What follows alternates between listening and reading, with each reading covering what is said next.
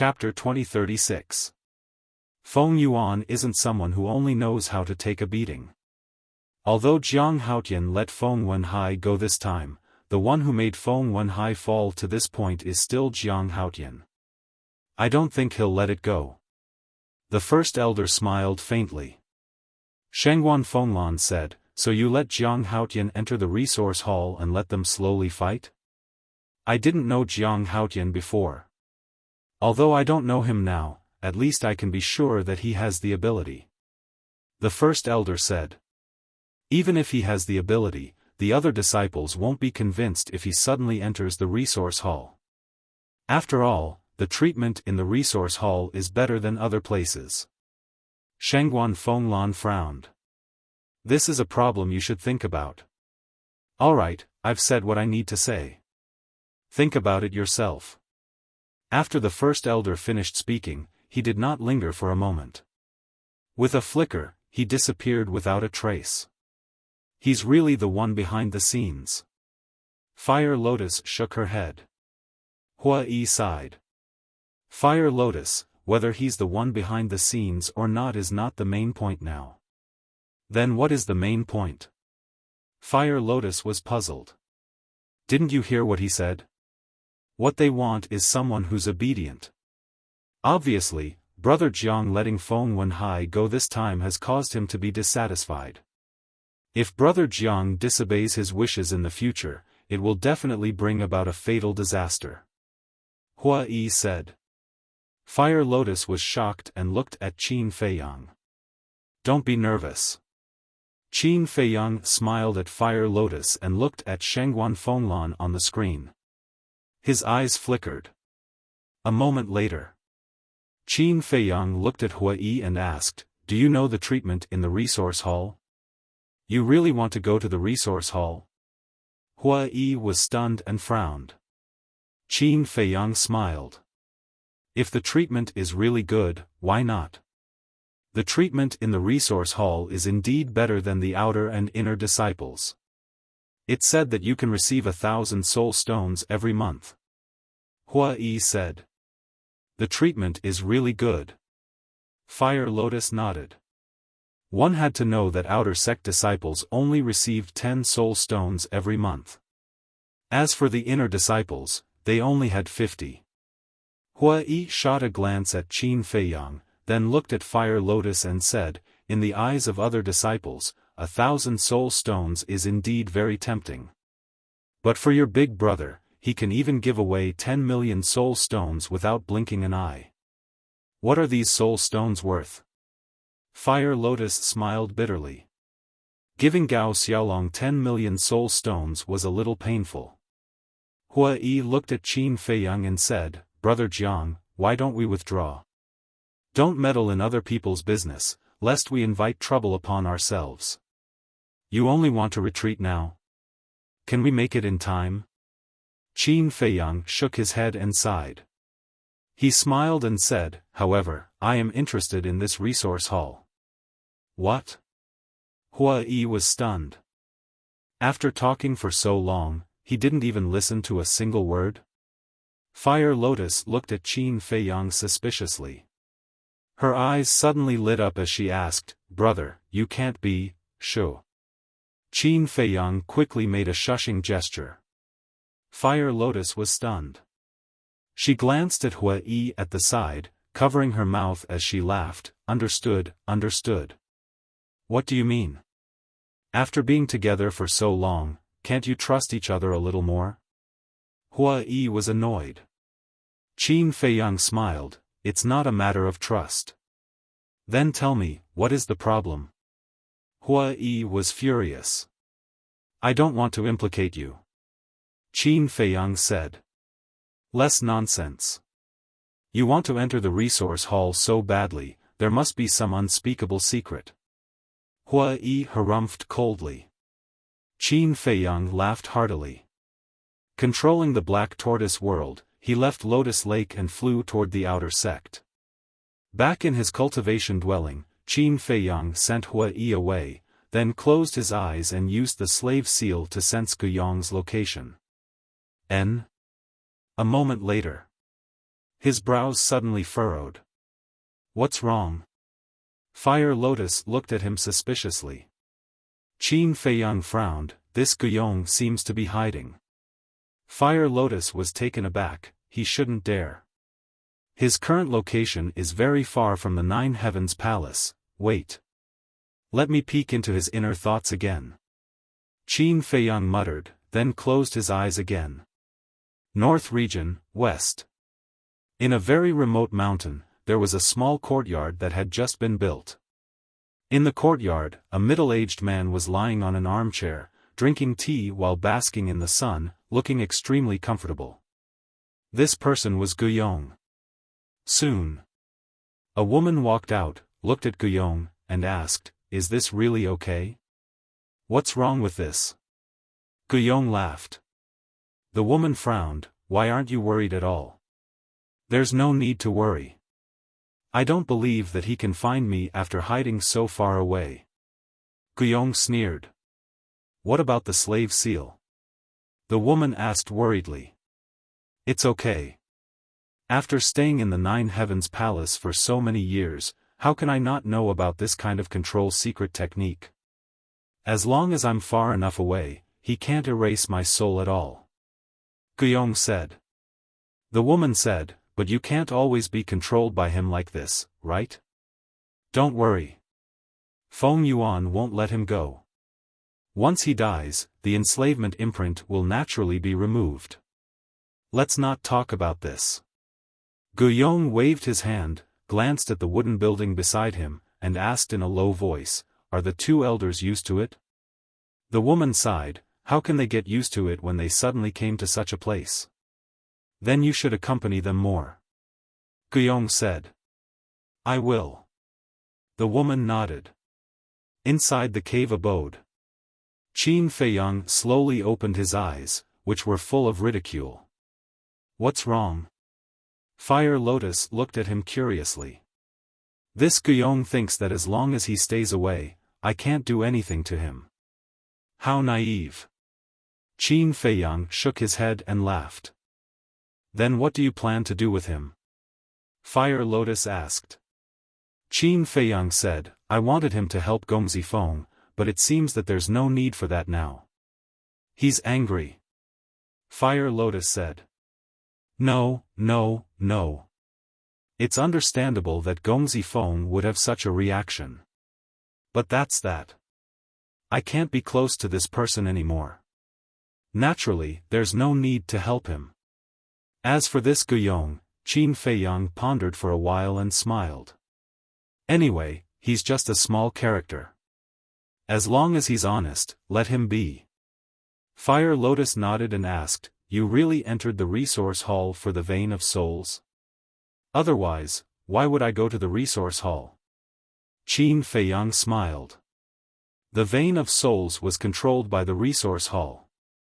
If one wanted to obtain the Vein of Souls, they naturally had to enter the resource hall to understand the details. You're really bold. Fire Lotus shook her head helplessly. Qin Feiyang said, I'm just thinking about it. Whether or not I should do it, I still have to consider it carefully. Fire Lotus asked suspiciously, then why did you let Feng Wenhai go? Didn't I tell Gongzi Feng? This is an equal deal. Qin Feiyang explained the situation briefly.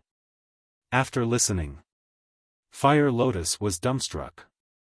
No wonder he suddenly changed his mind. It turned out that he had a private deal with Feng Zihan. Qin Feiyang warned, you have to keep this matter a secret, you can't let Shengguan Fenglan and Hua Yi know about it. Fire Lotus was startled, then covered her mouth and laughed, you want to swallow Hua Yi's share as well? I'm not going to swallow his share. You know how Hua Yi feels about Shengguan Fenglan. If one day he's obsessed and tells Shengguan Fenglan about this, wouldn't we be finished? Qin Feiyang said. Letting Feng Wenhai go had already made Shengguan Fenglan unhappy. If he let her know that he had a private deal with Feng Zihan, his future in Nine Heavens Palace would be even more difficult. Fire Lotus heard this and nodded, that makes sense, but aren't you afraid that Feng Wenhai will take revenge on you? Feng Wenhai has been expelled from Nine Heavens Palace. Even if he wants to harm us, he won't be able to find a chance, so there's nothing to worry about. Our biggest enemies now are Feng Yuan, Feng Zihan, and Feng Wenhai's wife, Yin Hui. Of course, there's also Shangguan Fenglan and the Great Elder. These people have both status and strength. We have to be extra careful. Qin Feiyang said. Huo Lian smiled and said, "You forgot about someone, Feng Zijuan." Him? Qin Feiyang shook his head and smiled, saying lightly, "It's not that I look down on him, but with his little ability, even if he was given a chance, he wouldn't be able to make any waves. If Feng Zijun heard what you said now, he would probably go crazy with anger." Fire Lotus couldn't help but laugh. Sky Dragon City. In the outskirts near the southern city gate, there were many individual courtyards scattered about. In one of the courtyards, a middle-aged man sat weakly on a chair, his entire body emitting a dispirited aura. Beside him, a man and a woman stood together, looking at the middle-aged man, their faces full of worry. These three people were Feng Wenhai, Feng Zihan, and Gong Zifeng. Suddenly, an old man walked in with large strides. "Grandfather." Feng Zihan and Gong Zifeng hurriedly bowed. Feng Yuan glanced at Gong Zifeng, then looked at Feng Wenhai, his eyebrows slightly raised. Feng Zihan hurriedly said, "Grandfather, you really can't blame father for this matter." "I know." Feng Yuan sat opposite Feng Wenhai and said in a deep voice, "Did you find Guiyong?" Feng Zihan said, "I went to his house before, but it was already empty." "That means he's not dead yet. This bastard, we were so good to him, but he actually betrayed us. We must not let him off."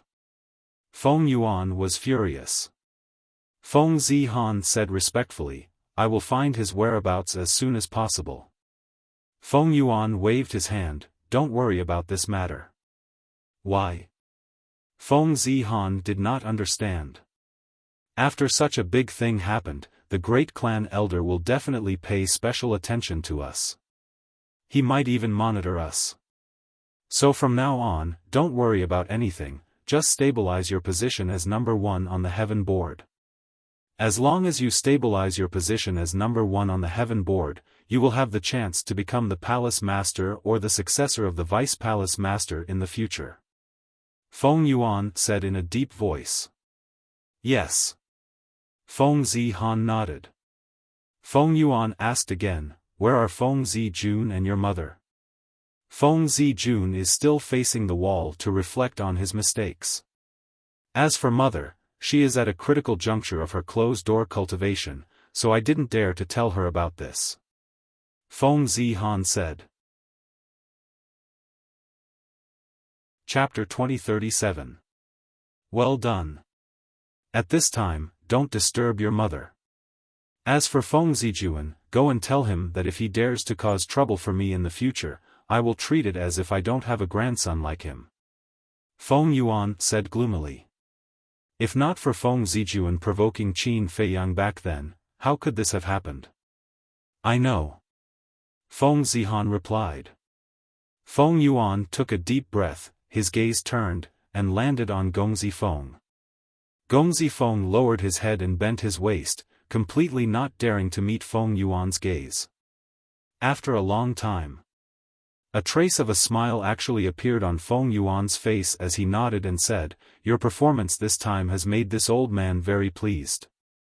Gong Zifeng was overjoyed, and hurriedly said, "This is what grandson should do." "What I should do," Feng Yuan muttered with a trace of regret in his eyes. How good would it be if this child in front of him wasn't an illegitimate child? He secretly sighed, and said, "In the future, if you need anything, just tell this old man." "Thank you, grandfather, grandson doesn't need anything," at this point. Gong Zifeng's expression became hesitant, with a trace of apprehension, and finally mustered up his courage, and said, "Grandson only wants to give mother a status." Upon hearing this, the smile on Feng Yuan's face immediately disappeared and was replaced by a gloomy expression. Feng Zihan's expression also changed slightly as he glared at Gong Zifeng and shouted, "What should be said, what shouldn't be said, don't you have any sense of propriety? Hurry up and apologize to grandfather." Gong Zifeng looked at Feng Zihan, his eyes filled with unwillingness. "It seems that this old man has misunderstood. What you did in the square wasn't because you wanted to save your father, but because you wanted to win our sympathy for your mother," Feng Yuan said with a cold smile. Gong Zifeng's expression suddenly changed, and hurriedly said, "Grandfather, it's not like that, I really want to save father," but before he could finish, Feng Yuan pointed to the door and said, "Get out." "Grandfather," Gong Zifeng was extremely anxious, and his face could not help but turn pale. "Scram!" Feng Yuan suddenly stood up and roared. Gong Zifeng's gaze trembled, and he could not help but look at Feng Wenhai, and helplessly called out, "Father." However, Feng Wenhai only raised his head and glanced at him indifferently, then lowered his head again, and did not say anything. Gong Zifeng's hands clenched. Why did she have to do this to him? He just wanted to give his mother a status. Was that wrong? Father has been expelled from Nine Heavens Palace, and the Feng clan's reputation has been ruined. Grandfather is already angry, yet you say such words. Aren't you just adding fuel to the fire? He really has no sense of propriety at all. Hurry up and get out. Don't make Grandpa angry again. Otherwise, no one will be able to save you. Feng Zihan transmitted. When Gong Zifeng heard this, he looked at Feng Wenhai and Feng Yuan. He suppressed the anger in his heart and walked out with his head lowered. You want a status? That will never happen. Our Feng clan can't afford to lose face like this. Feng Yuan shouted angrily. He was so angry that his beard was blowing and his eyes were glaring. Gong Zifeng's body trembled, and he couldn't help but shed tears. At the same time, an unresolvable resentment rose in his heart. Feng Zihan looked at Gong Zifeng's back and sighed inwardly. He walked to Feng Yuan's side and comforted, "Grandfather, he didn't do it on purpose. Don't be angry. Wouldn't it be great if they could be as sensible and promising as you?" Feng Yuan shook his head and sighed. Then, he frowned and said, "Speaking of which, what did Jiang Haotian mean this time? He actually let your father go?" This, Feng Zihan's expression stiffened. Feng Yuan looked at Feng Zihan suspiciously and asked, "It has something to do with you?" "Yes." Feng Zihan nodded. He honestly told Feng Yuan about the private deal. That damned little bastard. Feng Yuan was furious. Feng Zihan carefully asked, "Grandfather, you won't blame me, right?" Feng Yuan was stunned. He shook his head and sighed, "You did this to save your father. Why would I blame you?" Feng Zihan sighed in relief. "But 4 billion divine crystals, 4 peak-grade divine artifacts, and 4 peak-grade divine arts, you can't take it out," Feng Yuan said. "Although I can receive a lot of soul stones every month, I've already refined them. I really can't take it out," Feng Zihan said. "It's really hard on you." Feng Yuan patted Feng Zihan's hand and said, "Let grandfather think of a way." "Thank you, grandfather," Feng Zihan said gratefully. In the room, the grandfather and grandson were happy and harmonious. However, outside the room, Gong Zifeng was squatting in a corner, crying bitterly. The resentment in his heart was getting stronger and stronger. Late at night, Jingxin Lake. The calm surface of the lake reflected the full moon. The surroundings were quiet. It was particularly peaceful and peaceful. Shengguan Fenglan stood alone on the balcony, looking at the lake without moving. Her expression was calm. No one knew what she was thinking at the moment. Swish! Suddenly, a figure descended above the lake.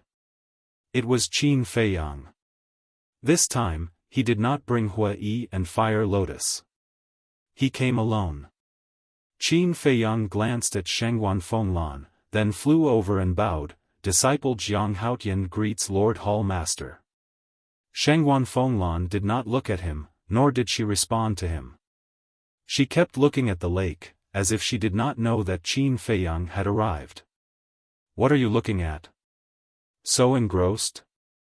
Qin Feiyang was suspicious. He followed Shengguan Fenglan's gaze and found that there was nothing but a few lotus flowers. After a while, Shengguan Fenglan suddenly said, "Are those lotus flowers beautiful?" Qin Feiyang was somewhat baffled and casually replied, "Beautiful. Yes. Very beautiful. Especially when they are in full bloom, they are breathtaking. However, their blooming time is too short. It will not be long before they wither. And after they wither, they will no longer be able to attract people's attention." Shengguan Fenglan said faintly. Qin Feiyang frowned. She called him here just to let him listen to this nonsense? Wait. These words, something was wrong. There seemed to be a hidden meaning in her words. He pondered carefully and suddenly came to a realization. This Shengguan Fenglan, on the surface, was talking about the lotus flowers, but in fact, she was talking about him. In other words, Shengguan Fenglan compared him to a lotus flower. If he was obedient, he would always bloom in Jiutian Palace. But if he was not obedient, then he would slowly wither and wither like these lotus flowers. In other words, this was a warning. Warning him not to mess around in the future. Shengguan Fenglan finally got to the point and said, "Answer me, why did you let Feng Wenhai go?" "Actually, I was also very helpless about this matter. At that time, you also saw that even Feng Zihan knelt down and begged for mercy. If I didn't let him go, wouldn't she take revenge on me in the future? I'm just an ordinary disciple. I have no background and no one to help me. How would I dare to offend her?" Qin Feiyang said aggrievedly. Shengguan Fenglan said angrily, "Am I not helping you? You?" Qin Feiyang was slightly stunned, shook his head and sighed, "Lord Palace Master is high and mighty. How would I dare to have extravagant hopes? As long as Lord Palace Master does not cheat me behind my back, I am already very satisfied." "What do you mean?" Shengguan Fenglan suddenly raised her head and stared at Qin Feiyang, two cold rays of light shooting out from her eyes. Qin Feiyang looked straight into Shengguan Fenglan's eyes and said, "What do I mean? Lord Palace Master is not very clear in your heart." Shengguan Fenglan's eyes narrowed slightly, revealing a dangerous signal. Qin Feiyang smiled faintly and said, "Previously, Lord Palace Master compared this disciple to a lotus flower and warned this disciple. Now, this disciple dares to come and nag." Shengguan Fenglan said, "You actually understood it. Your comprehension is quite good. It's just a so-so." Qin Feiyang waved his hand and said with a smile, "When I was young, this disciple heard a story. The story went like this. Once upon a time, there was an elephant. When it was passing by a road, it encountered an ant blocking its way. The elephant was very disdainful of this ant. Because it was big, it could casually trample the ant to death, so it shouted at the ant to get out of the way. This ant also had a temper and refused to give way. The elephant suddenly felt that its self-esteem was being challenged, so it wanted to trample the ant to death. In the face of death, the ant could only obediently give way, and then the elephant swaggered away. After that, this elephant was injured and fell to the ground, and did not even have the strength to move. It was also at this time that the little ant appeared, and it also brought a large group of ants. They ran onto the elephant and wantonly gnawed on the elephant's flesh and blood, ending the elephant's life bit by bit. After they finished gnawing on the elephant's flesh and blood, they gnawed on the elephant's bones. Finally, one day, the elephant's bones were all gnawed, and not a single bone was left. Then, the little ant swaggered away proudly. And that elephant, never in its wildest dreams, would have thought that in the end, it would actually die in the hands of the ants and become their food. Qin Feiyang said with a smile. Hearing this story, Shangguan Fenglan's hands could not help but gradually clench. This was obviously also a warning to her. Lord Palace Master, don't misunderstand. This disciple has no other meaning. I just want to express a concept. Being strong and having a hard fist does not necessarily mean that you can control the life and death of others. Qin Feiyang retracted his gaze, turned around, looked at Shangguan Fenglan, and said with a faint smile. Shangguan Fenglan loosened her hands and looked away from Qin Feiyang. She said lightly, "You are right. No one has the right to control the life and death of others. However, an elephant is an elephant, and an ant is an ant. No matter how strong the ant is, it can only wait for the elephant to fall before it dares to take revenge. It seems to make sense. But many things are unpredictable, don't you think so?" Qin Feiyang said with a smile. "Very right. After a while, the resource hall will recruit people. This Highness wants to see just how strong this ant is." Shangguan Fenglan said expressionlessly. "Then, Lord Palace Master, please wait and see." Qin Feiyang smiled. Shangguan Fenglan waved her hand and said, "You can go. This disciple will take his leave." Qin Feiyang bowed, and with a flicker, he disappeared without a trace. Elephant, ant, what a ridiculous story. Shangguan Fenglan looked at the silent night sky, and a trace of murderous intent appeared in her eyes. Elephants were also divided into smart and stupid, and a smart elephant would strangle an uncontrollable hidden danger in the cradle. Chapter 2038. When Qin Feiyang returned to his cave abode, Fire Lotus immediately went up to him and asked in concern, "How did it go?" "Not much. She wanted to intimidate me the moment she went. However, I'm not a pushover either," Qin Feiyang said. Fire Lotus frowned. "In that case, do we really have to guard against them in the future?" "Of course." Qin Feiyang sighed. Dong. Suddenly, there was a knock on the door. The two of them turned to look at the stone door. Who would come looking for them in the middle of the night? It shouldn't be Hua Yi because Hua Yi never knocks. Fire Lotus mumbled.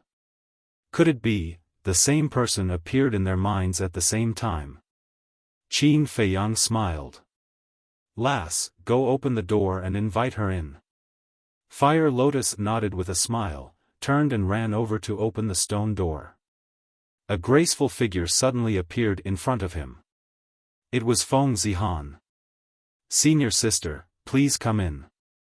Fire Lotus retreated to the side and said with a smile.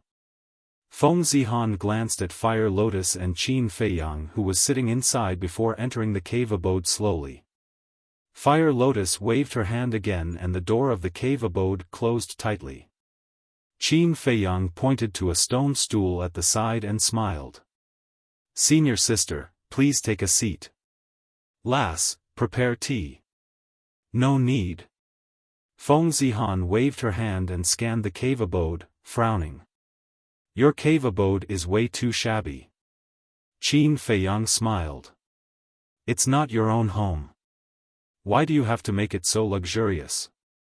Feng Zihan did not waste time and took out a cosmos ring from her bosom, tossing it to Qin Feiyang. "This is what you want." "Wow. It's a cosmos ring. Senior sister, you're so generous." Fire Lotus walked to Qin Feiyang's side as though she had never seen the world and exclaimed in surprise at the cosmos ring. Feng Zihan said, "There are too many soul stones, the Qianquan bag can't hold them all." Fire Lotus asked, "Do I have to return the interspatial ring to you later?" Feng Zihan raised his eyebrows and said unhappily, "Do you think I care about an interspatial ring?" "Ugh. Fire Lotus was dumbfounded. She smiled embarrassedly and said, "Sorry, I forgot about your identity. It's just a Cosmos ring. You won't care about it."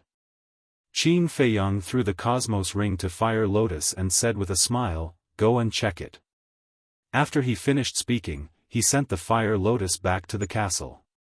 Then, he looked at Feng Zihan and said, "Senior sister, please wait for a moment." Feng Zihan nodded and stood there silently, giving off a cold feeling that kept people 1,000 miles away. "Qin Dage, the numbers are all correct. Soon."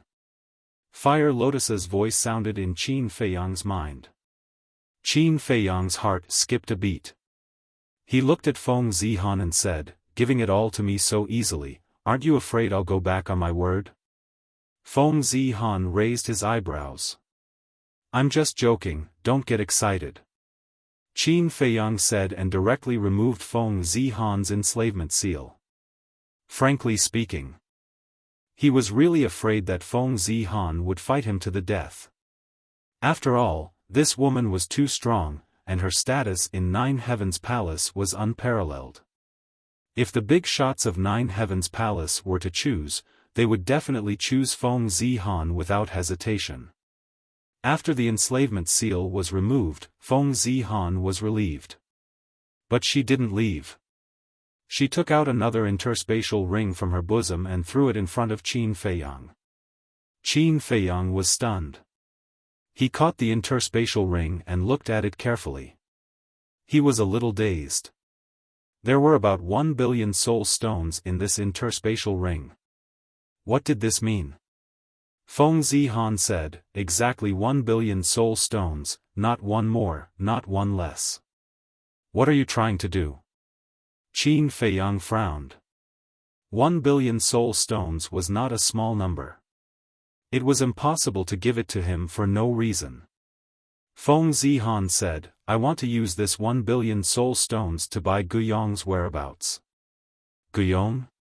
Qin Feiyang was stunned. A mere Guyong was worth 1 billion soul stones? Feng Zihan said, "I believe that Guyong is no longer of any value to you." "To me, he is indeed no longer of any value," Qin Feiyang said. Feng Zihan said, "Then give him to me. A traitor should be punished accordingly."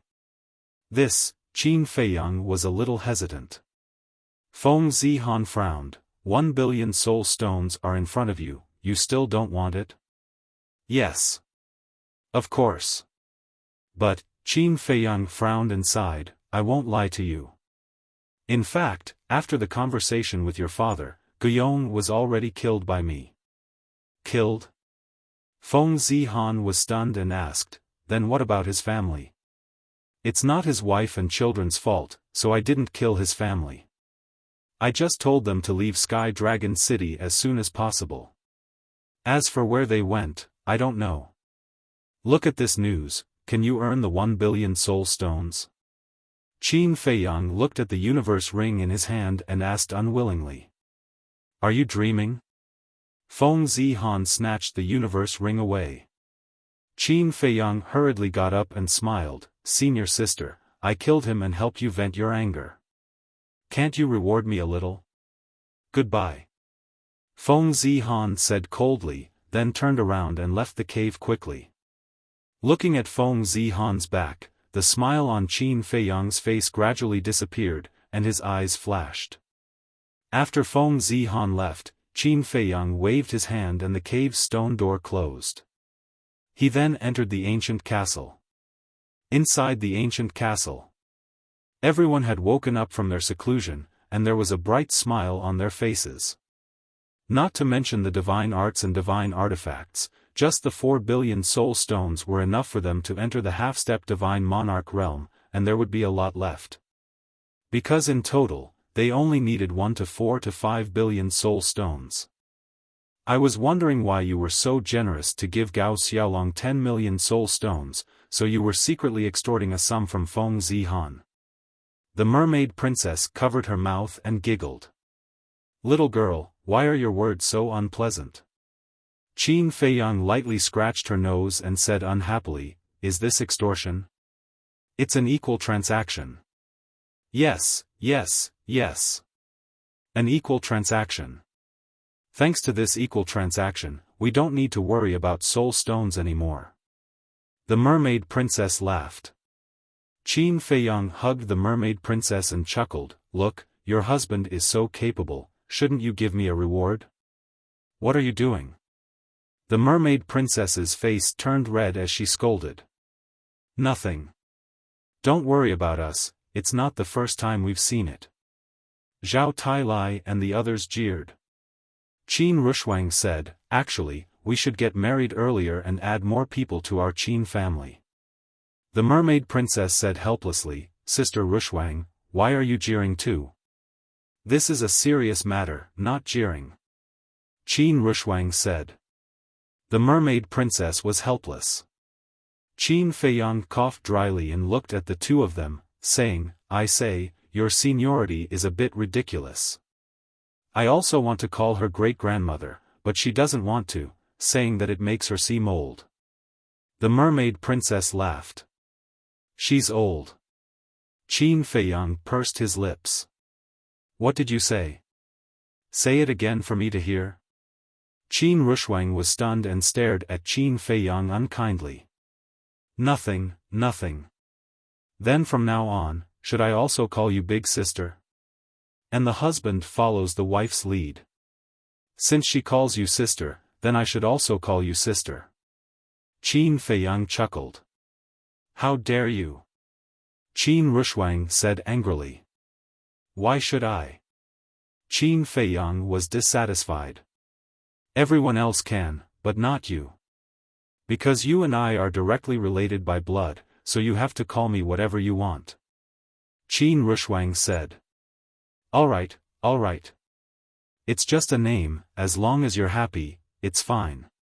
"Feiyang, what do you plan to do with these 4 divine artifacts and techniques?" Tan Tai Li asked. Qin Feiyang lowered his head and looked at the 4 divine artifacts and jade slips on the ground, and fell silent for a moment. The 4 divine artifacts were a black battle axe, a crimson battle sword, a crimson gold halberd, and a golden bronze mirror. A moment later, Qin Feiyang looked at Zhao Tailai and said, "Old Zhao, the battle axe is yours." "Thank you, young master." Zhao Tailai was pleasantly surprised and quickly went forward to grab the battle axe. "Tang Hai, you," Qin Feiyang looked at Tang Hai, but before he could say anything, Tang Hai waved his hand and said, "My Hellblade is about to evolve into a perfect divine artifact, so I don't need a divine artifact. Just give me a technique later." "Okay." Qin Feiyang nodded. The Hellblade was the black dagger on Tang Hai's body. "Willow Tree, the battle sword is yours. Chui Li, the halberd is yours. Blood Kirin, the bronze mirror is yours." Qin Feiyang said. "Thank you." Willow Tree, Chui Li, and the Blood Kirin were also very excited. The white-eyed wolf looked at Zhao Tailai, then at Qin Feiyang and said, "Little Qin Zi, where is your brother? How could I forget you?" Qin Feiyang rolled his eyes and took out the Sun Destroyer bow. "This is for you." "What about us?" Yu Huang, the Golden Leopard, and the Thunder Leopard asked. "Don't rush. There are only a few divine artifacts. How can everyone have a share? Take it slow. I promise that everyone here will have a peak-level divine artifact. Even a legendary divine artifact." Qin Feiyang said. "Okay." Yu Huang and the other beasts nodded. Qin Feiyang looked at the 4 jade slips and smiled. "As for these 4 techniques, you can decide for yourselves. Whoever is most suited to cultivate them will have them. What about you? You don't want anything?" The mermaid princess looked at him suspiciously. Qin Feiyang hugged the mermaid princess tightly and smiled. "With you by my side, why would I need those things?" The mermaid princess blushed. Zhao Tailai shook his head and sighed. "Young master, I didn't know you were such a mushy person." Tang Hai said lightly, you don't understand. Young master is a quiet man. Qin Feiyang's face darkened. Was it because he was in a good mood and wanted to be intimate with the mermaid princess? But these guys were making fun of him. Okay, you guys take your time to discuss who the divine artifact belongs to. Fire Lotus, let's go find Guyong. Qin Feiyang let go of the mermaid princess and looked at Fire Lotus. Find Guyong? Fire Lotus was stunned and looked at Qin Feiyang in confusion. Guyong was worthless. Why would they go find him? Think about it carefully. Is Guyong's head really worth 1 billion soul stones? Qin Feiyang said, his eyes shining. Chapter 2039. It's definitely not worth it. 1 billion divine crystals is probably more like it. Fire Lotus shook her head without hesitation. That's right, since he's not worth this price, then why did Feng Zihan use 1 billion soul stones to buy Guyong's whereabouts? Qin Feiyang said. Fire Lotus said, didn't Feng Zihan also say that she wants to kill this traitor? If it's just because Guyong betrayed them, I don't think Feng Zihan would offer such a high price. Because even if she only gave me 10 million soul stones, would still tell her Guyong's whereabouts. After all, he has no value, why not exchange for 10 million soul stones? But she took out 1 billion at once, this is worth thinking about. And before, when she heard me say that Guyong was killed by me, I found that Feng Zihan had a feeling of relief. I feel that this matter is not as simple as it seems on the surface. Qin Feiyang thought. Fire Lotus was startled, and said in surprise, could it be that Guyong has something on Feng Zihan? I think so too. Qin Feiyang nodded. If that's the case, then we have to find him quickly, in case any accidents happen. Fire Lotus said. Yes. Qin Feiyang nodded, and then brought Fire Lotus to the cave residence. Fire Lotus asked, can you find him? Of course. But, I'm too lazy to find him, let him come find me. Qin Feiyang smiled, through the slave seal, he sensed Guyong's location, and said in his mind, Guyong, come to the north of Sky Dragon City to see me immediately. In the middle of the night, Guyong was naturally resting. But suddenly, Qin Feiyang's voice sounded in his mind. He sat up with a start, his face full of surprise. Why would there be Jiang Haotian's voice? Was he having a nightmare? What's wrong? The woman beside him was also awakened, and looked suspiciously at Guyong. Guyong shook his head. Maybe I've been too tired recently, so I'm hallucinating. It's nothing. This is not an illusion. After 100 breaths, if I don't see you outside the northern city gate, I will tell Feng Yuan your whereabouts. Qin Feiyang's voice sounded again. Guyong was stunned. Even though he was so far away from the Nine Heaven Palace, he was still able to transmit his voice directly into his mind. Furthermore, from what he said, he could even sense his location. What kind of secret technique was this? This was too heaven-defying. Seeing Guyong's expression, the woman sat up and asked again, are you really okay? It's okay, it's okay. Don't worry. Guyong returned to his senses and smiled at the woman. It was obvious that he loved his wife very much. The woman looked at him in confusion and asked, then why are you so surprised? Don't ask. Guyong smiled. He lowered his head and muttered to himself for a while. Then, he lifted the quilt and quickly put on his clothes. He looked at the woman and said, I have something to do. Don't worry. Rest well. Be careful. The woman warned. I will. Guyong nodded. He took out an illusory pill from his universe ring and transformed into an old man. He then activated the altar and rushed toward Sky Dragon City. His current location could be said to be extremely far away from Sky Dragon City. He would need to activate at least a dozen altars to reach there. At the same time, Qin Feiyang also brought Fire Lotus and quickly left the Nine Heaven Palace. He activated an altar and descended outside the northern city gate. In the night, there was not a single person in the plains. It was extremely quiet. Qin Feiyang and Fire Lotus stood under a large tree outside the plains. They blended into the darkness and looked at the northern city gate from afar. 100 breaths had not passed yet. Suddenly, a black figure appeared in the sky above the plains. It was Guyong. He looked around, his face full of vigilance. Although Guyong had changed his appearance, but with the slave seal, he could sense Guyong's location. Therefore, Qin Feiyang immediately knew that it was him. Qin Feiyang thought to himself, turn around and walk straight out of the plains. Guyong immediately turned and flew towards where Qin Feiyang and Fire Lotus were. A few breaths later, Guyong left the plains. Qin Feiyang smiled, here. Guyong looked towards the direction of the voice. Helplessness flashed in his eyes as he walked towards Qin Feiyang. Fire Lotus mocked, you hid so far away and we still found you. Do you feel depressed?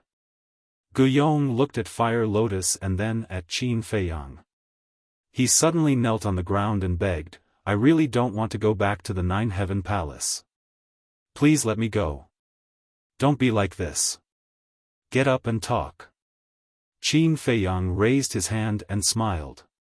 But the more it was like this, the more Guyong panicked. What are you afraid of? I am not here for you to go back to the Nine Heaven Palace. Qin Feiyang was helpless. You aren't? Guyong was stunned for a moment before he sighed in relief. He stood up and asked, then why are you looking for me? Do you know? Earlier, Feng Zihan came to me with 1 billion soul stones and told me to tell her your whereabouts. Qin Feiyang said. What? Guyong's face paled as he hurriedly asked, then did you tell her? If I had told her, then I wouldn't be the one looking for you. She would be the one looking for you. Qin Feiyang smiled. Thank you. Guyong was moved to tears. No. 1 billion soul stones, such a large sum, anyone would be moved. But this person in front of him didn't want it? Could it be that he has a bigger scheme? Qin Feiyang patted Guyong's shoulder and smiled, don't worry, I don't have a scheme. Even if I did, it wouldn't be against you. Guyong was stunned and frowned, you can really peek into my thoughts? Of course. That's what it is. Why would I lie to you? Qin Feiyang said. Guyong asked suspiciously, then why did you call me here? Let's change places and talk slowly. Qin Feiyang waved his hand and brought Fire Lotus and Guyong to the courtyard in the center of the Black Tortoise Realm's herb field. Sit. Qin Feiyang pointed to the stone bench and smiled. Guyong sat down nervously. Don't be so nervous. Qin Feiyang comforted him and said, according to my guess, this Feng Zihan spent 1 billion soul stones to buy information about you, it shouldn't be as simple as you betraying them. Guyong's eyes trembled slightly when he heard this, then he lowered his head and remained silent. Qin Feiyang was not in a hurry. He took out the set of Proud of the Blue Sea and asked Fire Lotus to bring some water over. Then, he slowly brewed tea. Soon, the fragrance of tea filled the air. Qin Feiyang poured a cup and pushed it in front of Guyong. Thank you. Guyong thanked him and grabbed the teacup. He did not drink, lowered his head and continued to remain silent. Qin Feiyang picked up the teacup and took a sip. He looked at Fire Lotus and smiled, girl, this tea is rare. It was given to me by an old man. He spent a lot of effort to cultivate this tea. You should try it. Fire Lotus poured a cup and tasted it curiously. She said in surprise, there is actually a medicinal fragrance? That old man planted the tea tree in the herb field, so it has a medicinal fragrance. Qin Feiyang smiled. The old man he was talking about was the pavilion master of the Forgotten Continents Trading Pavilion. I see. Fire Lotus nodded in realization.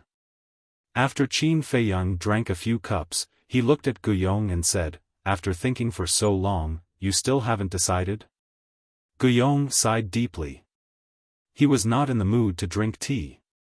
He put down the teacup and looked up at Qin Feiyang, saying, "They probably want to silence us." Silence us? Qin Feiyang and Fire Lotus looked at each other. Was there really something fishy about this? Guyong said, "After following Feng Yuan for so many years, he trusted me a lot, so I know everything he did before." What did he do before? Qin Feiyang was curious. Guyong was a little hesitant. Qin Feiyang smiled, "Drink a cup of tea and moisten your throat. Tell me slowly." Guyong glanced at Qin Feiyang, picked up the teacup, and took a sip.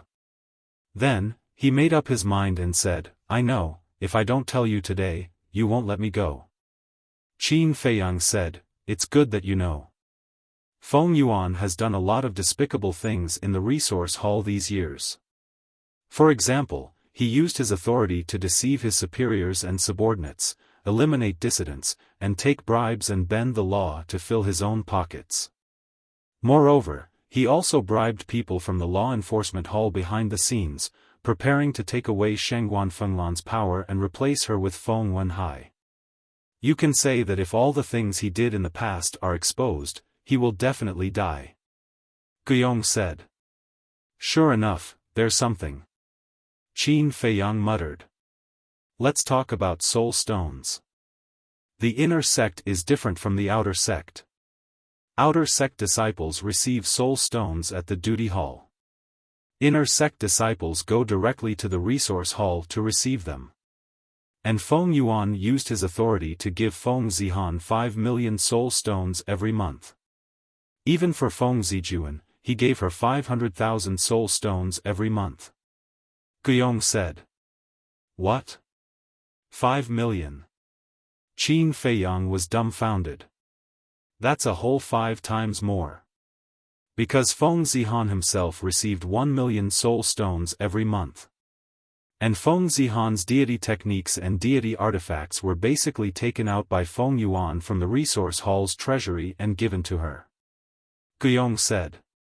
"This is more than just bribery and bending the law, he simply treats the resource hall as his own home." Fire Lotus said angrily. "This is normal. As the hall master of the resource hall, who wouldn't be tempted to look at those treasures all day long?" Qin Feiyang shook his head with a smile, looked at Guyong, and asked, "Other than these, is there anything else special?" "Something special?" Guyong was stunned. Qin Feiyang said, "That is, the kind that is enough to kill him instantly." Guyong lowered his head and pondered. Fire Lotus said, "Brother, to be so greedy and want to make Shengguan Fenglan a mere figurehead, this is enough to kill him." "I know. But when it comes to information, the more, the better," Qin Feiyang said with a smile. A moment later, Guyong's eyes suddenly lit up. He looked up at Qin Feiyang and said, "There is one thing that should be special." "What is it?" Qin Feiyang was looking forward to it. Guyong said, "The great elder's son, the previous hall master of the resource hall, was assassinated by Feng Yuan." "What?" Qin Feiyang was dumbfounded. Fire Lotus was also shocked. Feng Yuan assassinated the great elder's son? If this really happened, then it couldn't be described as special, it should be described as shocking. Chapter 2040. You might not know, but Feng Yuan used to be a follower of the first elder's son. But he was very calculative. He used the first elder's son to climb up step by step. In the end, he set his sights on the throne of the resource hall master. But since the other party was the first elder's son, he didn't dare to act rashly. So, he waited patiently and slowly looked for an opportunity. Then, one day, the first elder's son received news that a Class 9 soul line had been born in the Sky Dragon Sea. There are only 3 Class 9 soul lines in Nine Heaven Palace, so the first elder's son took some people and went to the Sky Dragon Sea. Among them was Feng Yuan. Guyong said. Qin Feiyang asked, is there really a Class 9 soul line? There is. However, the birth of this Class 9 soul line also attracted the attention of the Treasure Hall and other factions. At that time, the various factions had a bloody battle. The Treasure Hall sent the current Vice Hall Master. He was very strong and directly injured the First Elder's son. But because of the First Elder's face, he didn't kill him. But Feng Yuan took the opportunity to kill the First Elder's son while he was recuperating. His companions were all killed by him to keep their mouths shut. At that time, this matter even caused a huge commotion in the northern region. Guyong said. That's for sure. After all, the other party was the First Elder's son. Then what did Feng Yuan say to the First Elder when he returned? Qin Feiyang asked. He told the First Elder that he was attacked by sea beasts on the way back. He blamed the Treasure Hall's Vice Hall Master, saying that if the Vice Hall Master hadn't injured his son, he wouldn't have died in the Sky Dragon Sea. Because of this matter, the First Elder personally went to the Treasure Hall. If the Treasure Hall Master hadn't stopped him, the Vice Hall Master would have died at the First Elder's hands. Guyong said. Fire Lotus smiled bitterly. He's probably the only one who dares to go to the Treasure Hall. Qin Feiyang said, this shows how terrifying this old man's strength is. The First Elder's strength cannot be described with the word terrifying. According to Feng Yuan, if the First Elder were to go all out, there would not be more than 5 people in the entire northern region who could fight against him. Guyong said. Terrifying, truly terrifying. Then, did Feng Yuan naturally become the Hall Master of the Resource Hall? Qin Feiyang asked. Yes. Because Feng Yuan has been following the First Elder's son, he is more familiar with the situation in the Resource Hall than anyone else.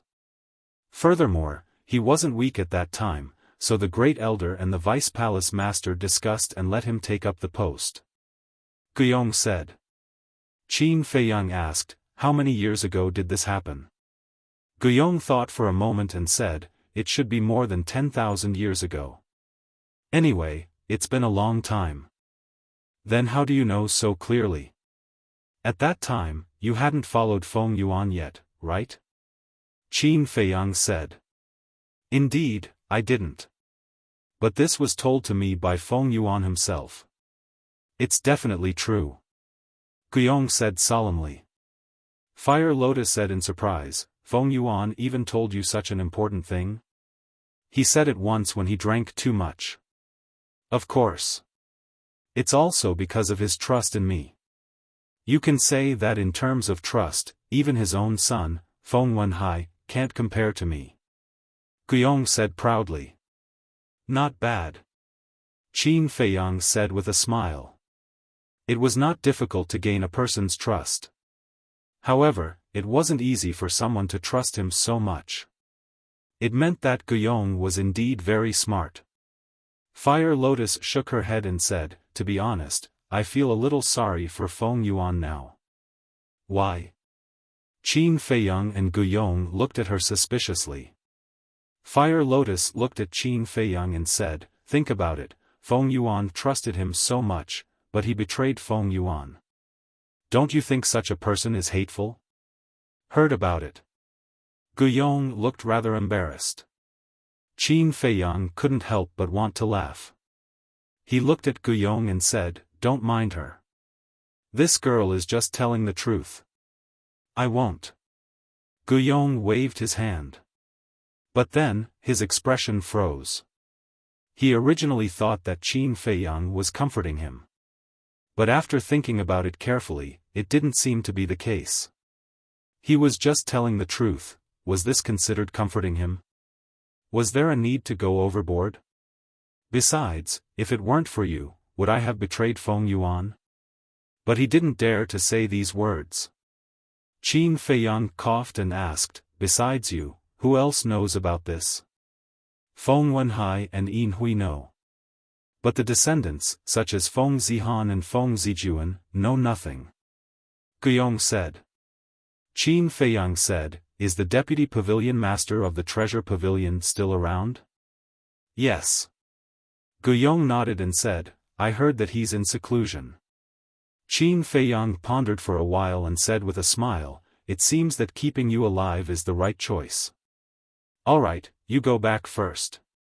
I'll look for you if I need anything in the future. Don't look for me, okay? I'll tell you another secret." Guyong said with a bitter face. Qin Feiyang was stunned and asked curiously, "What secret?" Feng Yuan has an account book in his hands.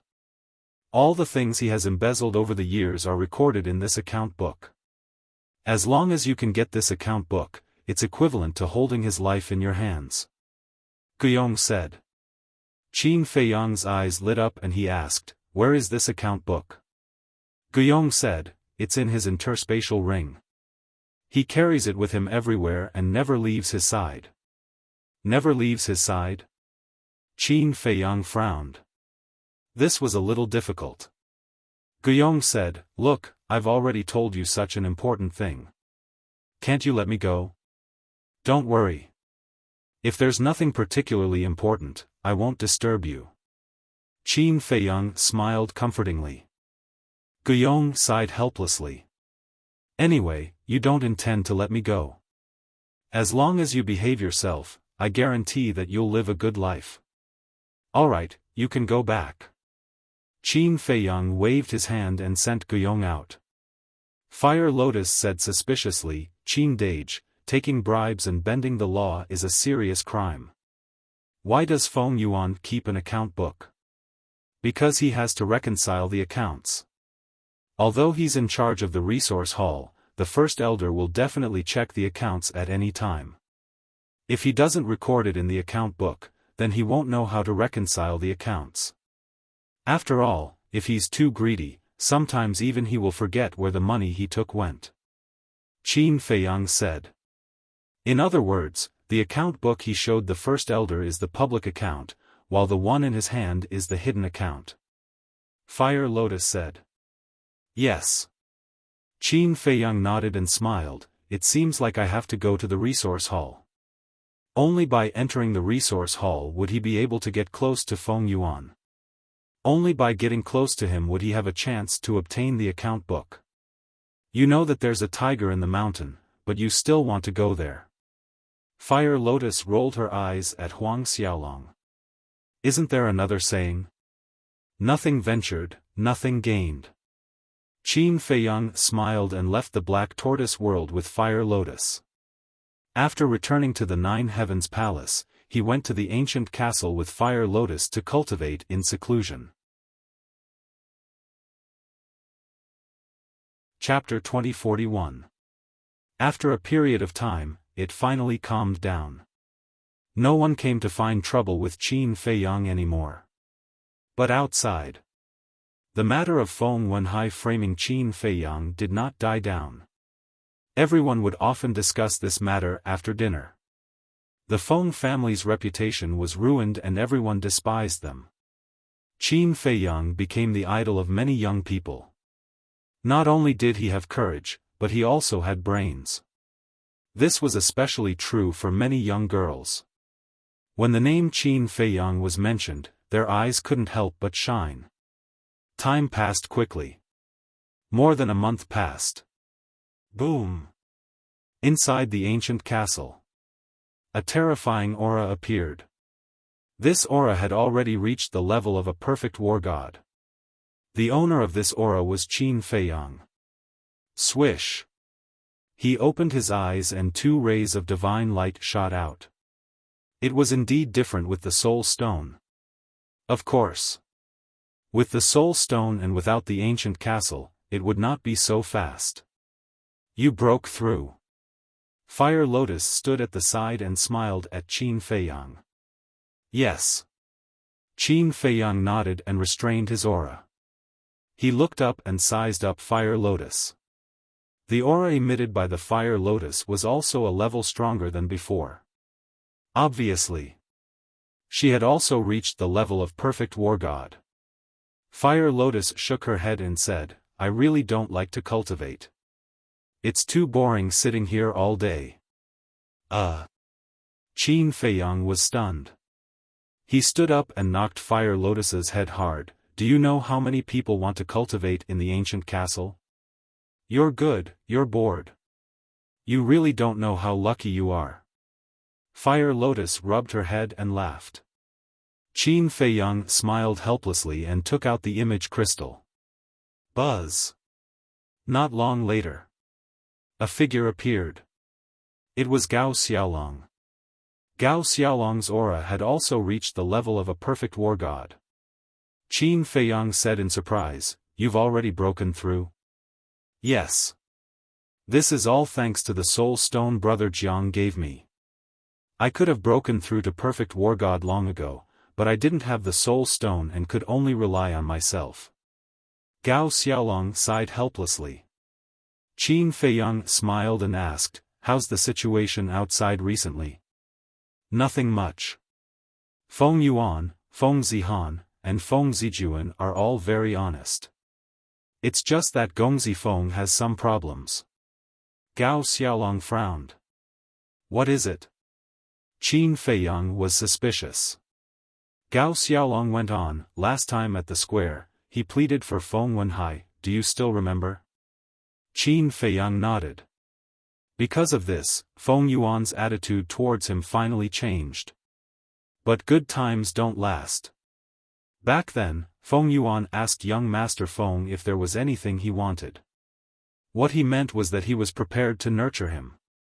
But can you guess how Gongzi Feng answered? He told Feng Yuan that he didn't need anything. He just wanted to give his mother a status. This sentence angered Feng Yuan again, and he chased him out of the house on the spot. Since then, he has been staying in the restaurant all day. I tried to persuade him, but it was useless. It was as if he had no soul. Gao Xiaolong shook his head, sympathy written all over his face. Qin Feiyang was silent for a long time when he heard this. I thought he was a smart person, but it seems like I overestimated him. Gao Xiaolong asked, You also think that he's wrong? Of course he's wrong. Feng Wenhai's matter has already ruined the Feng family's reputation. If he reveals his mother's identity at this time, won't the Feng family be even more embarrassed? Anyone with half a brain wouldn't do such a stupid thing. Qin Feiyang said.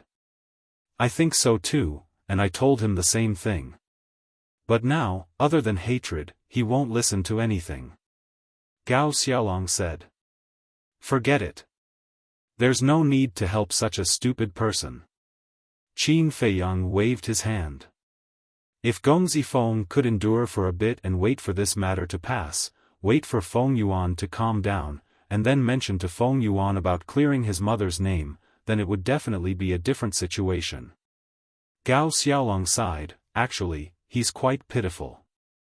There are too many pitiful people in this world, one more won't make a difference. Qin Feiyang said indifferently. That's true. Gao Xiaolong nodded with a smile. In fact, he knew that Qin Feiyang was exasperated at Gongzi Feng's failure to live up to his expectations. Qin Feiyang asked, How's your sister recently? Not bad. I gave her half of the 10 million soul stones you gave me, and she's in seclusion now. Gao Xiaolong smiled. Qin Feiyang praised, Good, she doesn't forget her family, very good. Now, she only has me as her brother. If I don't take care of her, who will? Gao Xiaolong sighed. Qin Feiyang said, I admire you for this. Gao Xiaolong scratched his head, feeling a little embarrassed. Suddenly, Gao Xiaolong seemed to have thought of something, and his brows furrowed slightly. He looked at Qin Feiyang and said, Recently, something big happened in the treasure pavilion. Qin Feiyang asked, What's the matter? Gao Xiaolong said, I remember that half a month ago, the treasure pavilion auctioned off a pill called 9 Revolutions Dragon Blood Pill. 9 Revolutions Dragon Blood Pill. Qin Feiyang's eyes narrowed. This Mu Tianyang really acted fast. Last time, it was Mu Qing who acted on her own, but this time, it was definitely Mu Tianyang who acted personally. Moreover, it was 100% done with soul stones. Because Mu Tianyang was different from Mu Qing, he wouldn't waste such a good opportunity to earn soul stones. Alright. If there's any situation in the future, remember to inform me at once. Qin Feiyang looked at Gao Xiaolong and smiled. Okay. Gao Xiaolong nodded. Qin Feiyang turned off the image crystal and fell into deep thought. Fire Lotus said, Qin Dage, we can't let Mu Tianyang and the Treasure Pavilion continue to cooperate like this. But the Treasure Pavilion has banned me, I can't stop them. Qin Feiyang felt helpless. We can go look for Shangguan Fenglan. She's Shangguan Qiu's sister, Shangguan Qiu will definitely listen to her. Fire Lotus laughed. Forget it, I don't want to face this woman at all. Qin Feiyang waved his hand, smiling, let's go, I haven't been to the Treasure Pavilion since I was banned. You also don't want to cultivate, right? Let's go take a look at the Treasure Pavilion today. Go now? Aren't you looking for trouble? I don't want to go. Fire Lotus shook her head. Girl, do you really think I don't have a way to deal with that Shangguan Qiu? Qin Feiyang chuckled. What way? Fire Lotus was stunned as she looked at Qin Feiyang and asked. You'll know in a while. Qin Feiyang smiled, took Fire Lotus and left the Black Tortoise realm, then walked out of the cave and flew towards the sky stairway. Jiang Haotian, Jiang Fire Lotus, wait up. Suddenly, a voice rang out. Qin Feiyang and Fire Lotus stopped and turned to look, only to see Chengli flying towards them. Both of them were stunned. Why was Chengli looking for them? Chengli flew over and asked suspiciously, where are you guys going? I have something to do in Sky Dragon City. May I ask what's the matter, Elder? Qin Feiyang asked. It's like this. The higher-ups have decided to let the two of you, Jiang Rushuang and Hua Yi, enter the inner sect. I'm here to inform you. Chengli laughed. Enter the inner sect? Qin Feiyang was stunned. Actually, you guys were originally inner sect disciples, but because you were framed by Feng Wenhai, you were demoted to the outer sect. Now that the truth is out, it's only right for you to return to the inner sect. Chengli said. What about the reward for first place? Since we were wronged, the reward for first place should be returned to us. Fire Lotus said. I'm afraid, Chengli was in a difficult position. Elder Cheng. To be honest, we're already used to the life of the outer sect and don't want to go to the inner sect yet. Why don't you go back and let us stay in the outer sect? Qin Feiyang said. Don't want to go to the inner sect? The corner of Chengli's mouth twitched. If you want the reward for first place back, just say it, why find such an excuse? The reward for first place has already been given to Mu Tianyang, it's impossible to return it to you. If you insist on not going, I won't force you, but don't regret it. 3 days later, the resource hall will be recruiting. At that time, only inner sect disciples are qualified to sign up. Chengli said. Resource hall is recruiting? Qin Feiyang and Fire Lotus looked at each other. Yes. The treatment in the resource hall is even better than the inner sect, even I want to join. Chengli smiled. Are you sure only inner sect disciples can sign up? Elder, don't try to trick us. Qin Feiyang said. Jiang Haotian, you're being rude. In any case, I am an elder. Why would I lie to disciples like you? Chengli said angrily. Don't be angry, don't be angry. Disciple was just saying it casually. Qin Feiyang quickly apologized. Actually, Chengli sighed and smiled, "You're now a famous person in Nine Heaven Palace. To be honest, I don't want you to go to the inner sect, but this is an order from the higher-ups, no one can go against it. Prepare to go to the inner sect. Okay. After we return from Sky Dragon City, we'll go to the inner sect." Qin Feiyang nodded. "Okay then. When the time comes, help me tell Jiang Rushuang and Hua Yi, so I don't have to make this trip again," Chengli said. "Okay." Qin Feiyang nodded and said. After Chengli left, Fire Lotus said suspiciously, "Why do I feel that this person is trying to curry favor? Feng Wenhai has already fallen, so he has no one to rely on. Naturally, he wants to curry favor. These are all small fries, there's no need to take them seriously. Let's go." Qin Feiyang smiled, turned around, and tore through the sky like a bolt of lightning. Sky Dragon City. Treasure Pavilion. It's Jiang Haotian. And his sister, Jiang Fire Lotus. This Jiang Haotian, how could he be a perfect war god? I remember that during the exam, he was only a beginner war god. How could he be so fast? The moment Qin Feiyang and Fire Lotus appeared, they caused a commotion. A group of people surrounded them as if they were long-lost relatives. Even Qin Feiyang couldn't withstand their enthusiasm. He quickly pulled Fire Lotus and walked towards the entrance of the treasure pavilion. In front of the treasure pavilion, 2 guards stood straight. Seeing Qin Feiyang and Fire Lotus walk over, they looked at each other and stepped in front of the entrance. What's the meaning of this? Qin Feiyang raised his eyebrows. Young Master Jiang, we're just following orders, please don't make things difficult for us. The 2 cupped their hands and said with an apologetic expression. Chapter 2042. Qin Feiyang frowned. Did I make things difficult for you? You're the ones making things difficult for me. The 2 of them looked at each other, not knowing how to respond. What do you mean? The treasure pavilion is open for business. Why are you stopping Jiang Haotian and his sister? What do you mean by following orders? Whose orders are these? The surrounding crowd began to question them. Qin Feiyang had not been to the treasure pavilion since he was banned, so no one knew about it yet. Yes. Why are you stopping us? Did I offend you? Qin Feiyang pretended to be confused. No. The 2 guards quickly waved their hands, feeling bitter. If it were in the past, they would have been fearless. However, the situation was different now. Qin Feiyang had won the hearts of the people in Sky Dragon City.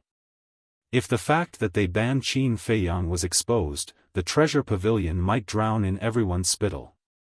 No? Then I'm puzzled. If I didn't offend you, why can't I enter the treasure pavilion? Don't tell me the treasure pavilion banned me. Qin Feiyang said. What? Banned? Why did they ban you? The crowd looked at Qin Feiyang in surprise. I don't know either. I don't think I've done anything wrong to the treasure pavilion. But if they didn't ban me, why can't they let me in? Qin Feiyang said innocently. Shangguan Xiao, come out. You have to make this clear today. How dare they ban Jiang Haotian? Who gave you the right to do that? Come out. If you don't make it clear today, we won't come to the treasure pavilion in the future. The crowd roared with righteous indignation. Could it be that some people in the treasure pavilion were bribed by Feng Wenhai? Fire Lotus said suddenly. What? Bribed by Feng Wenhai? Preposterous, preposterous. The dignified treasure pavilion is actually colluding with such shameless people. Shangguan Xiao, stop hiding. Come out and give us an explanation. Otherwise, we will chase your treasure pavilion out of Heavenly Dragon City. The crowd roared furiously. It's over. This is going to be big. The two guards were burning with anxiety. Water can carry a boat, but it can also capsize a boat. The treasure pavilion was able to stand tall in the northern region because of its reputation and the support of the common people. If they offended everyone, then the treasure pavilion would no longer be able to maintain a foothold in the northern region. Suddenly, surrounded by a group of staff members, Sheng Guanxiu walked out of the treasure pavilion and stood at the entrance with a gloomy face. Sheng Guanxiu, speak clearly. Why did you ban Jiang Haotian? Was he bribed by Feng Wenhai? The crowd roared. I'd like to see how you're going to handle this. Qin Feiyang mumbled. Sheng Guanxiu glanced at the crowd and raised his hand. Everyone, please be quiet. The crowd fell silent and waited for him to continue. The treasure pavilion did not ban Jiang Haotian. It's just that we were entertaining an important guest and did not want to be disturbed, so we temporarily blocked Jiang Haotian outside. Sheng Guanxiu smiled. That's strange. What does your entertaining of an important guest have to do with me entering the treasure pavilion? I'm not here to look for you. Qin Feiyang frowned. That's right. He's not here to look for you, and he won't interfere with your entertaining of an important guest. Why did you block him outside? Even if you want to find an excuse, shouldn't you at least find a better one? The crowd said angrily.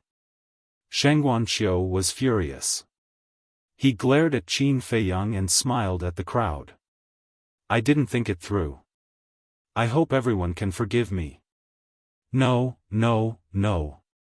With Steward Shengguan's intelligence and ability, how could he not think it through? There must be another reason. Qin Feiyang said.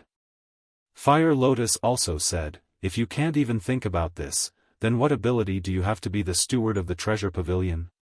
Sheng Guanxiu was going crazy. He said telepathically, don't push your luck. Push my luck? Qin Feiyang smiled inwardly and turned his head to look at the crowd behind him. He said angrily, everyone, just now, this manager actually sent me a voice transmission to warn me not to push my luck. I really don't know what I've done to the treasure pavilion. How is this pushing my luck? Sheng Guanxiu was furious. He looked at Qin Feiyang fiercely, as if he wanted to skin him alive. That's too much. Even if he's on death row, he should announce his crime before he's executed. Sheng Guanxiu, you've gone too far. You like to ban people so much, right? Then ban us too.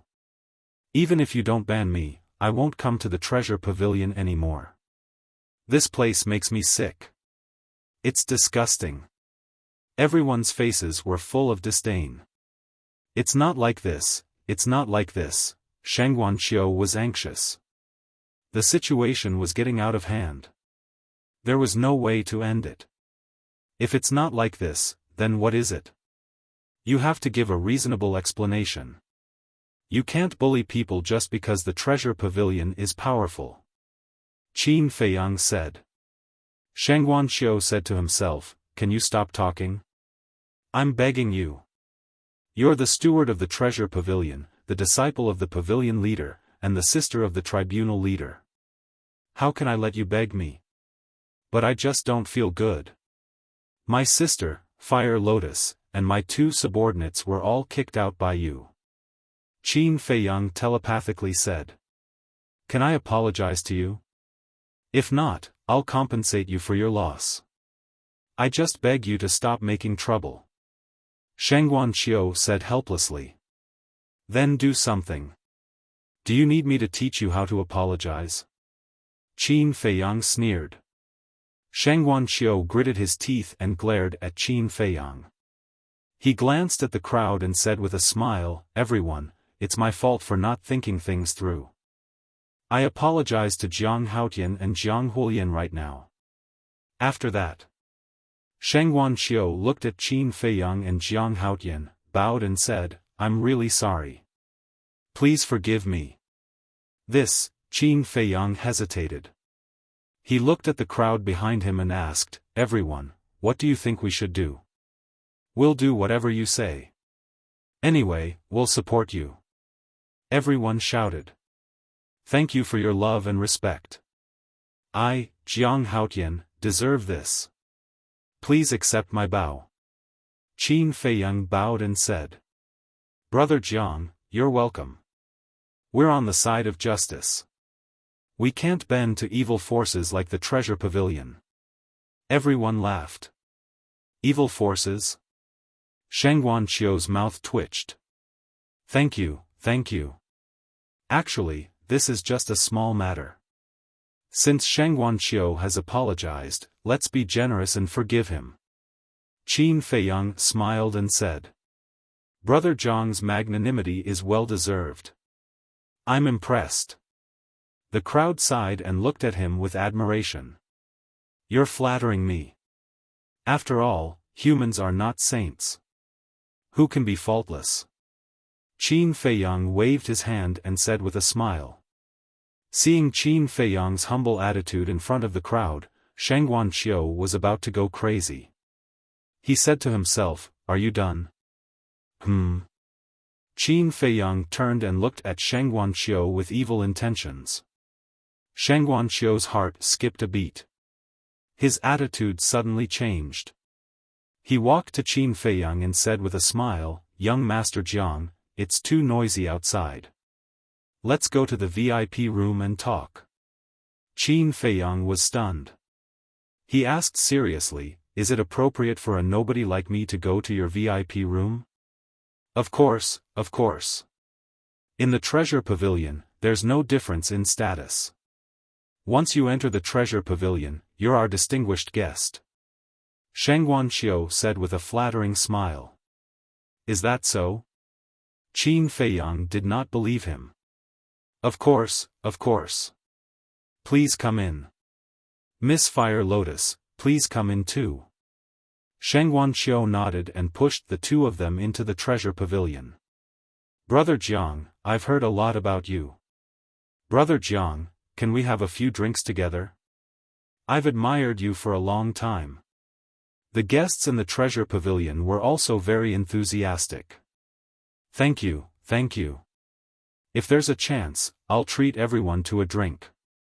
Qin Feiyang also bowed to them one by one. Sheng Guanqiu snorted secretly.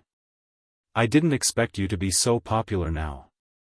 This is called the unpredictable world. It also proves a principle. Don't underestimate anyone. Steward, you're right. Qin Feiyang snickered secretly. You're so proud of yourself. Sheng Guanqiu said disdainfully in his heart. He led Qin Feiyang and Li Mu straight to the third floor and entered a VIP room. Take a seat first. I'll come to see you after I send that distinguished guest away. Sheng Guanqiu said coldly. He turned and walked directly to the VIP room next to him. Qin Dage, you've made her so obedient just like that. You're really something. Fire Lotus smiled in admiration. This is just a small matter. Qin Feiyang waved his hand and smiled. He looked at the VIP room next to him and murmured, Who's in that VIP room? Is it important who it is? Fire Lotus was puzzled. If it's someone else, it's not important. But if it's Mu Tianyang or Mu Qing, it'll be interesting. Let's go and have a look. Qin Feiyang called out and quietly walked to the door of the VIP room. He pressed his ear against the door and listened carefully. Is it Jiang Haotian? Other than him, who else can make such a big scene? This guy is not easy to deal with. You have to be careful. I know. This is the payment for the last batch of 9 transformation dragon blood elixirs. You can count it. Huh, we've worked together for so long. There's no need for that. A familiar conversation entered Qin Feiyang's ears. It's really Mu Qing. Qin Feiyang was shocked. He kicked the door open and saw Sheng Guanqiu and Mu Qing sitting opposite each other in front of the tea table. Mu Qing was holding a cosmos bag in her hand. Mu Qing and Sheng Guanqiu were stunned by the sudden situation.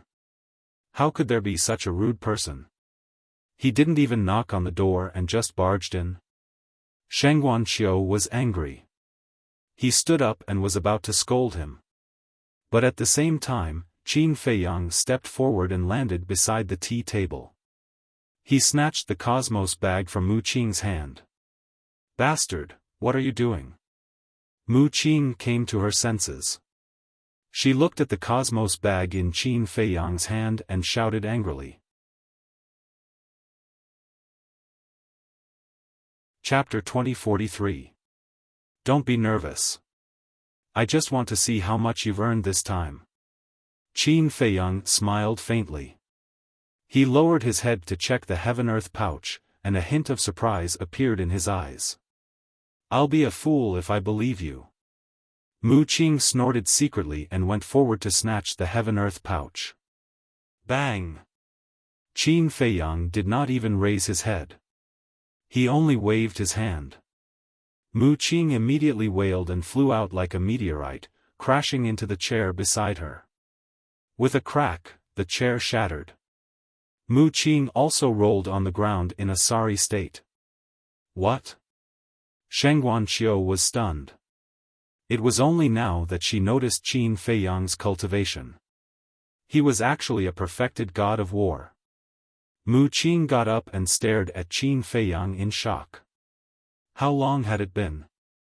He had actually broken through to the perfected god of war. Fire Lotus walked to Qin Feiyang's side and asked curiously, "Brother, how much?" "Not bad. At least over 1,000,000. And as I expected, it's soul stones." Qin Feiyang smiled. Mu Qing said in a low voice, "It's only over 1,000,000. It shouldn't be a big deal to you." "You can't say that. Who would complain about having too many soul stones? Why don't you take these over 1,000,000 soul stones as compensation for me?" Qin Feiyang looked at Mu Qing playfully. "How dare you?" Mu Qing said angrily. Qin Feiyang was a little dissatisfied. He said, "You interrupted me halfway and caused me to lose so much. I haven't even settled the score with you. Now you can't even bear to part with these soul stones? You can only blame yourself for being useless." Mu Qing snorted coldly. "Yes, I'm useless. Give these soul stones to me. I don't want them now." After Qin Feiyang finished speaking, he threw the heaven-earth pouch to Mu Qing. Mu Qing heaved a sigh of relief as if a heavy burden had been lifted from her shoulders. Then, she immediately put away her Qianquan bag. She looked at Qin Feiyang with a cold smile and said, "I know that you don't care for these few soul stones. After all, you have obtained quite a lot of benefits from Feng Zihan." Feng Zihan? Gain? Sheng Guanqiu was taken aback. Looking at Qin Feiyang, his eyes lit up. Qin Feiyang glanced at Sheng Guanqiu. A cold light flashed in his eyes. He took a step forward and arrived in front of Mu Qing. "What are you doing?" Mu Qing quickly. Qin Feiyang thought to himself, "Didn't Mu Tianyang teach you what to say and what not to say? If anything happens to me, I promise that I'll drag you down with me." Qin Feiyang sneered. Then, he turned around and laughed, "Just kidding, just kidding. You guys continue. Fire Lotus, let's go." "Okay." Fire Lotus nodded.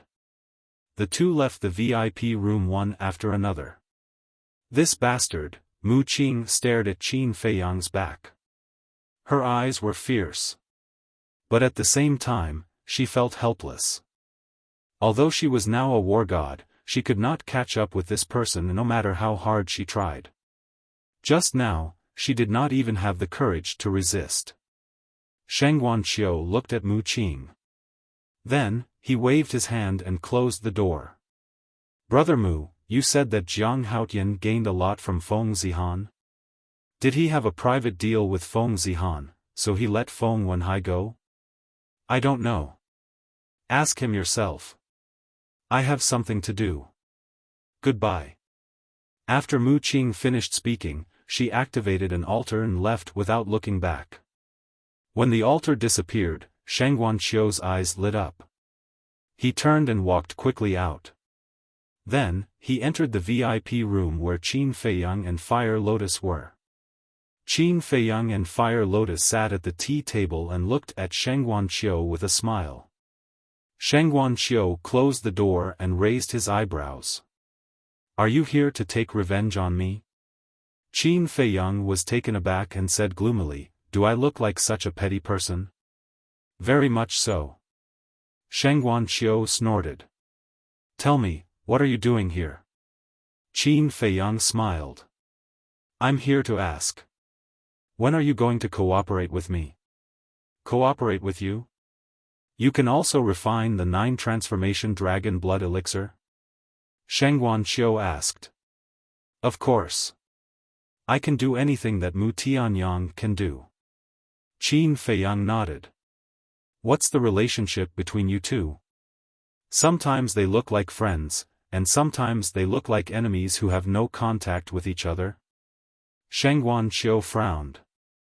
"Does this have anything to do with our cooperation?" Qin Feiyang asked. Shang Guanqiu felt helpless. Why are these people so difficult to deal with? How about this? I'll be at a disadvantage. If you cooperate with me, you'll get 10% less than Mu Tianyang. Qin Feiyang said. Impossible. The treasure pavilion is very trustworthy. Since I've decided to cooperate with Mu Tianyang, I'll keep working with him. Shang Guanqiu refused decisively. Are you sure? Qin Feiyang asked. Shang Guanqiu said lightly, if there's nothing else, please leave. Sigh. Why are you so stubborn? Think about it.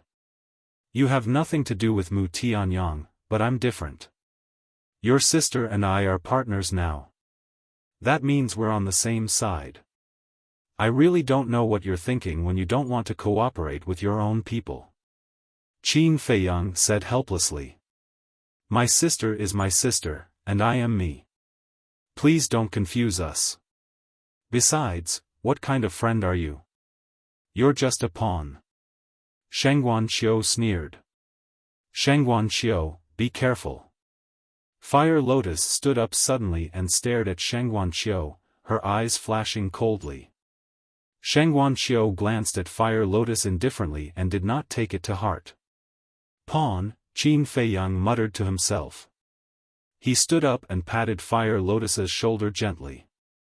He smiled and said, Girl, don't be angry. After all, she's telling the truth. We're just pawns. Brother, are you stupid? Can't you tell that she's humiliating you? Fire Lotus stomped her feet angrily. It's okay. I'm thick-skinned. Qin Feiyang waved his hand and smiled. He looked at Shang Guanqiu and said, Since you've said so, I won't force you. Now, please take me to see the deputy pavilion leader. See the deputy pavilion leader? Shang Guanqiu was stunned. He raised his eyebrows and said, It's useless even if you see him, because he's no longer involved in the treasure-seeking pavilion. That's not necessarily true. Qin Feiyang said. Don't think too highly of yourself. Even the big shots in Ninth Heaven Palace have to make an appointment in advance to see the deputy pavilion leader. And you're just an ordinary outer disciple. What right do you have to see the deputy pavilion leader? Shang Guanqiu sneered. Qin Feiyang said, This is very important to the deputy pavilion leader. If you stop him, I'm afraid you'll have to pay a heavy price in the future. Is that so? Shang Guanqiu sneered. Believe me. If this matter is delayed because of you, I'm afraid even your master can't protect you. Qin Feiyang said lightly. Seeing Qin Feiyang's serious look, Shang Guanqiu couldn't help but frown. Actually, there's no harm in telling you a little. What I'm going to tell you is related to the first elder's son. Qin Feiyang said. What?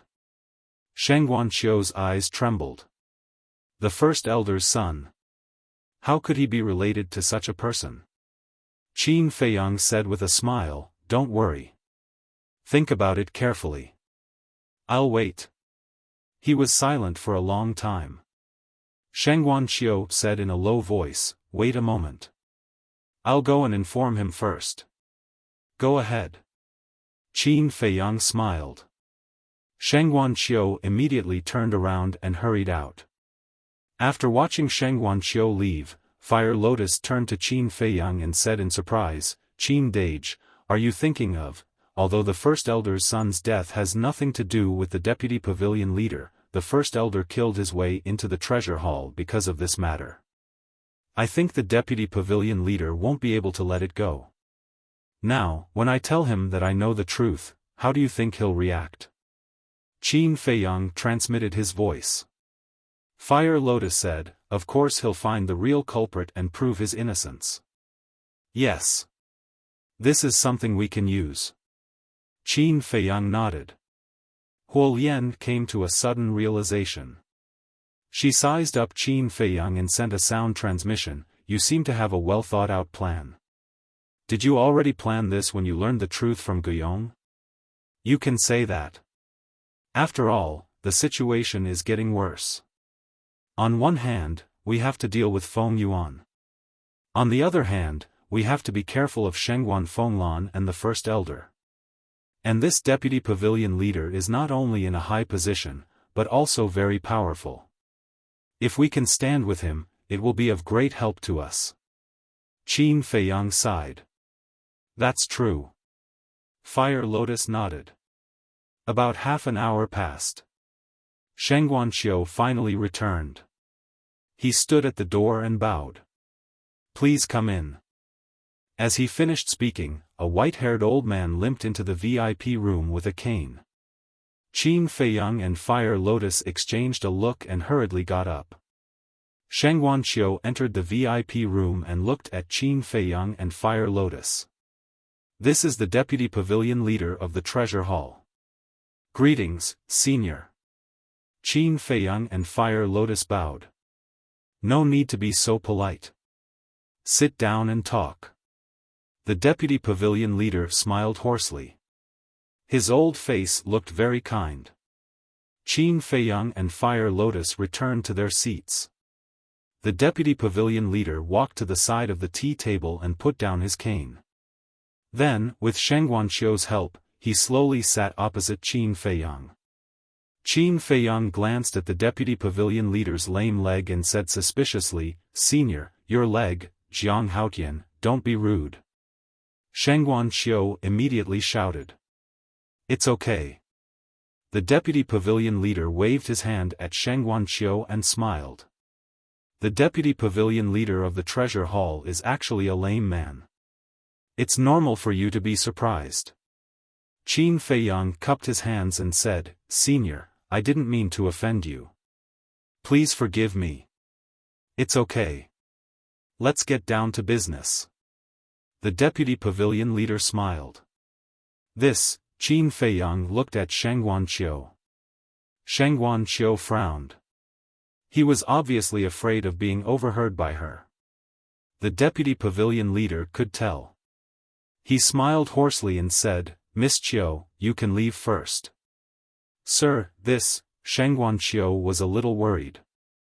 The Deputy Pavilion leader smiled and said, "Although I'm a lame man, I still have my cultivation. With this young man's strength, he can't hurt me." "All right." Sheng Guanqiu nodded. Before she left, she glared at Qin Feiyang fiercely. The Deputy Pavilion leader waved his hand gently and the door slowly closed. Then, he looked at Qin Feiyang and smiled. "Young man, can you tell me now?" Chapter 2044. Qin Feiyang glanced at the door and said with a smile, "Senior, it's better to set up a barrier." "So cautious?" The Vice Pavilion Master was surprised. Qin Feiyang said, "This is a serious matter. I have to be cautious." "Okay." The Vice Pavilion Master looked at Qin Feiyang deeply, then waved his hand, and a barrier appeared. Outside, Shengguanqiu was unhappy. He wanted to eavesdrop, but it turned out that he was guarding against a thief. Inside the barrier, Fire Lotus sat aside obediently. Qin Feiyang took out the jade of Qinghai and tea leaves, and said with a smile, "Girl, help us make tea." "Okay." Fire Lotus nodded with a smile, got up and squatted aside, and began to get busy. The Vice Pavilion Master looked at the mask on Fire Lotus's face curiously. Why was she wearing a mask? "Senior," Qin Feiyang said. The Vice Pavilion Master immediately came back to his senses and looked at Qin Feiyang. Qin Feiyang asked, "More than 10,000 years ago, a level 9 soul vein was born in the Sky Dragon Sea, right?" "Yes. This soul vein is currently in my treasure pavilion." The Vice Pavilion Master nodded. "Senior, you are so domineering." Back then, all the major forces swarmed over, including the former palace master of the Nine Heavens Palace, who is also the son of the Great Elder. "Senior, you were able to suppress all the heroes and snatch the soul vein. Such heaven-defying means, I really admire you." Qin Feiyang cupped his hands and smiled. The Vice Pavilion Master smiled and said, "After all, I was young and full of vigor, but now I'm old and can't be compared to back then." "Senior, you are too humble. However, although you obtained the soul vein, there were a lot of troubles later on," Qin Feiyang said. Hearing this, the Vice Pavilion Master touched his lame leg, and a trace of hostility flashed in his eyes. But he hid it well. Even Qin Feiyang did not notice. However, his subconscious action of touching his lame leg caught Qin Feiyang's attention. Qin Feiyang could not help but speculate. Could it be that this lame leg had something to do with what happened back then? The Deputy Pavilion Master smiled and said, "Little friend, let's not beat around the bush and get straight to the point." "All right." Qin Feiyang nodded and said, "All those years ago, the Grand Elder's son was heavily injured by you, and he was attacked by sea beasts on the way, causing him to lose his life in the Heavenly Dragon Sea. Senior, you probably haven't forgotten this matter, right?" The Vice Pavilion Master remained silent for a while. Then, he sighed, "This old man wants to forget, but I just can't." "You must have noticed this leg of mine, right?" Qin Feiyang's heart trembled. "I'm all ears." The Vice Pavilion Master patted his crippled leg and smiled, "This leg was caused by your Nine Heavens Palace's Great Elder." "What?" Qin Feiyang's expression suddenly changed. Fire Lotus was also surprised. Back then, the First Elder killed his way into the treasure pavilion. Although the Pavilion Master stopped him and saved his old life, in the end, he paid the price of one of his legs. The Vice Pavilion Master sighed. Qin Feiyang asked suspiciously, "With Senior's cultivation, even if it's shattered, it can be reborn. But why is it crippled?" "It's a type of poison. The First Elder personally concocted it. No pill, not even a deity detoxification pill, can remove it," the Vice Pavilion Master said. "The First Elder knows how to concoct poison?" Qin Feiyang and Fire Lotus were both surprised. "You've just entered the Nine Heavens Palace, so it's normal that you don't know the methods of your First Elder. He's actually an expert in using poison. In the entire northern region, if he says he's second, no one would dare to say they're first. And the poison he concocted, apart from himself, no one can remove it. This old man was poisoned with a type of poison called bone-corroding spirit thread. This type of poison, just like its name, is hard to disperse. Once it enters the body, it will fuse with all the bones in the body. It can't be refined or dispelled. Others think that this old man has been cultivating in seclusion all these years, but in reality, this old man has been suppressing this poison. Because if I don't suppress it, this poison won't just corrode this thigh, it will corrode all the bones in my body." The Vice Pavilion Master sighed deeply, looking a little lonely. Bone-corroding spirit thread, Qin Feiyang mumbled, feeling a chill down his spine. He never thought that the first elder would have such a terrifying side to him. Brother, the tea is ready. Fire Lotus poured 2 cups of tea, pushing 1 cup in front of Qin Feiyang and the other in front of the Vice Pavilion Master. Thank you. Miss, I don't know if it's an illusion, but why do I feel that your temperament is a little familiar? The Vice Pavilion Master looked at Fire Lotus suspiciously. Is that so? Fire Lotus seemed a little flustered. But Qin Feiyang was surprised and asked, Senior, you know Fire Lotus? No, I don't. The Vice Pavilion Master shook his head and looked at Fire Lotus. Miss, why don't you take off your mask and let this old man take a look? Fire Lotus hesitated for a moment and waved it off with a smile. Forget it, I won't cause trouble for you guys. You guys continue. Qin Feiyang said, Fire Lotus, let this senior take a look. He's experienced and knowledgeable. Perhaps he might know you. That's not good. What if he's up to no good? Fire Lotus muttered to herself. That's true. You can't judge a book by its cover. Qin Feiyang mumbled and looked at the Vice Pavilion Master with a smile. Senior, please have some tea. The Vice Pavilion Master did not insist. He picked up the teacup and sniffed it. Then, he tasted the tea and praised, not bad. These tea leaves should have been cultivated in a herb farm, right? Qin Feiyang said, seems like you're also a person of the way of tea, senior. To be honest, I like to drink tea when I'm free. Actually, I have such tea leaves too. Perhaps they're even better than this. The Vice Pavilion Master laughed hoarsely. Is that so? Qin Feiyang's eyes lit up. Seems like I've met a kindred spirit this time. Looking at Qin Feiyang's greedy look, the Vice Pavilion Master could not help but laugh. Qin Feiyang smiled awkwardly and said, let's get down to business. Actually, there's something else behind the death of the Great Elder's son. Something else? The Vice Pavilion Master was slightly taken aback. He immediately put down the teacup and looked at Qin Feiyang in surprise. Qin Feiyang said, the Great Elder's son was not attacked by sea beasts. Then what is it? The Vice Pavilion Master suddenly rose to his feet.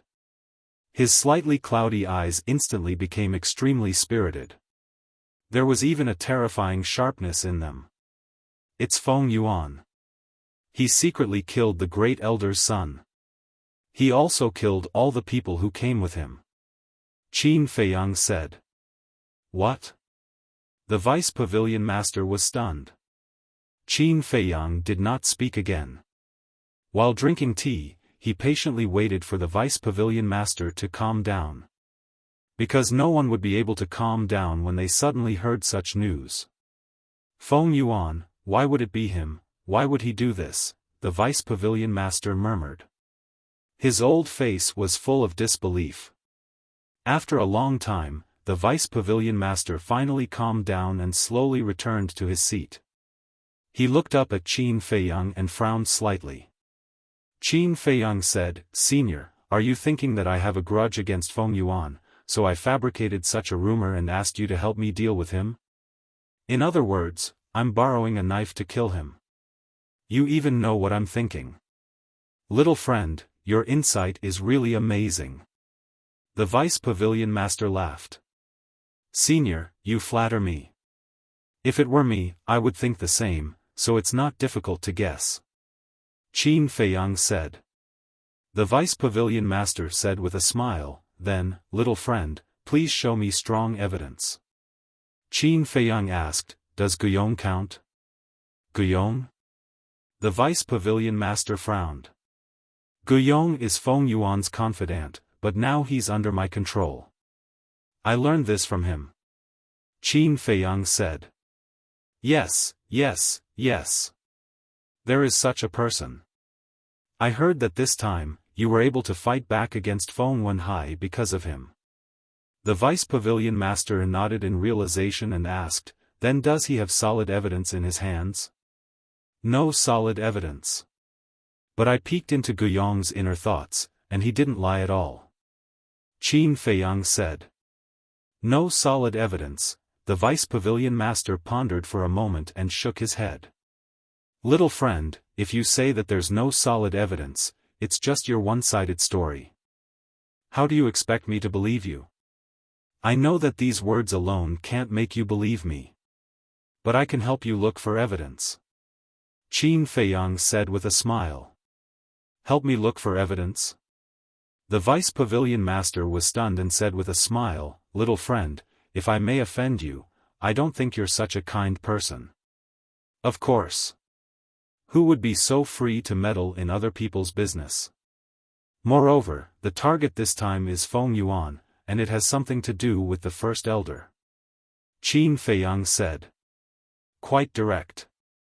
Then tell me your conditions. The Vice Pavilion Master smiled and seemed to admire Qin Feiyang's straightforward character.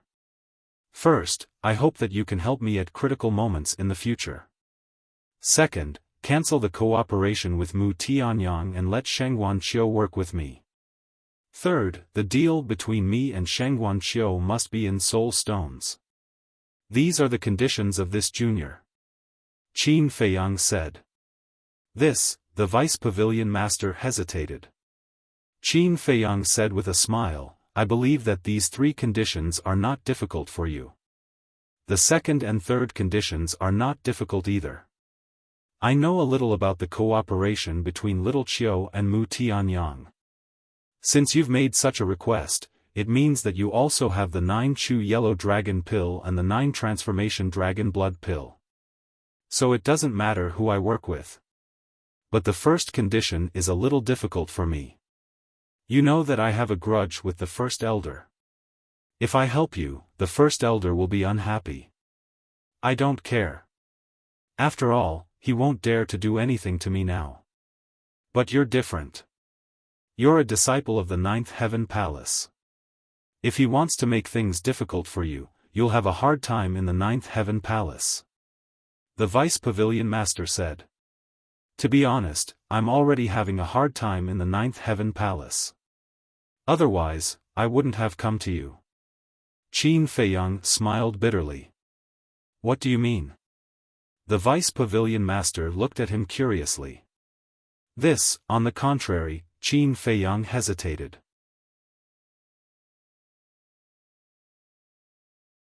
Chapter 2045. Only the three of us know about today's conversation, so you can speak freely. The Vice Pavilion Master's eyes were extremely sharp, and he instantly saw through Qin Feiyang's concerns.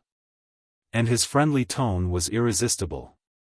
Qin Feiyang was silent for a moment, then shook his head and said, Some things are better left unsaid. Anyway, as long as you can help me at a critical moment, I'll be very grateful. As for the First Elder, I'll deal with him. The Vice Pavilion Master was a little surprised and said with a smile, I didn't expect you to be such a cautious person. It's better to be cautious. In case you're beyond redemption. Qin Feiyang sighed. Makes sense. The Vice Pavilion Master nodded and asked, Then you have to tell me the reason why Feng Yuan assassinated the First Elder's son.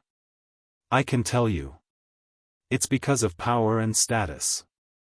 Qin Feiyang briefly explained the situation. I see. The Vice Pavilion Master nodded, and his eyes gradually turned cold. If what you said is true, then sooner or later, I'll find him personally and settle the score. Don't worry. I'll do my best to get the evidence. Qin Feiyang smiled. Okay. Let's agree on this. The Vice Pavilion Master smiled hoarsely. Qin Feiyang cupped his hands and smiled. Then I'll have to trouble you in the future. You're welcome. The Vice Pavilion Master waved his hand and took out an image crystal. To facilitate communication in the future, let's establish a contract bridge. That's exactly what I want. Qin Feiyang quickly took out the image crystal. After the contract bridge was established, the Vice Pavilion Master took out a long jade box from his interspatial ring. This jade box was 1 foot long and 5 fingers wide. The surface was crystal clear, and there were wisps of light. At first glance, one could tell that it was made of peerless divine jade. The Vice Pavilion Master put the jade box on the tea table and said with a smile, "It's the first time we've met. Consider this a gift from me. I hope you don't mind." Qin Feiyang and Fire Lotus looked at each other with a trace of suspicion in their eyes. Immediately after, Qin Feiyang grabbed the jade box and opened the lid. A strong fragrance of tea immediately assailed his nose. Inside the jade box was an entire box of tea leaves. Every single tea leaf was like a precious jade that flickered with a crystalline light, and it was even to the extent that one could sense a strand of dense divine essence from them. The Deputy Pavilion Master smiled and said, "These are the tea leaves that I personally cultivated and brewed." Qin Feiyang took out a tea leaf and put it in his mouth. The fragrance of the tea immediately spread throughout his body. All the pores on his body opened up involuntarily. He had never encountered such tea leaves before. It was simply the king of all teas. A long while later, Qin Feiyang's mind finally withdrew from the fragrance of the tea. He kept the jade box as though he had received a treasure. He bowed and said, "Thank you, Elder. As the saying goes, a sword befits a hero. This tea is the same. Only those who understand tea, love tea, and cherish tea are worthy of good tea leaves," the Deputy Pavilion Master said with a smile. Obviously, in this aspect alone, he liked Qin Feiyang very much. "Elder, I really don't deserve your praise.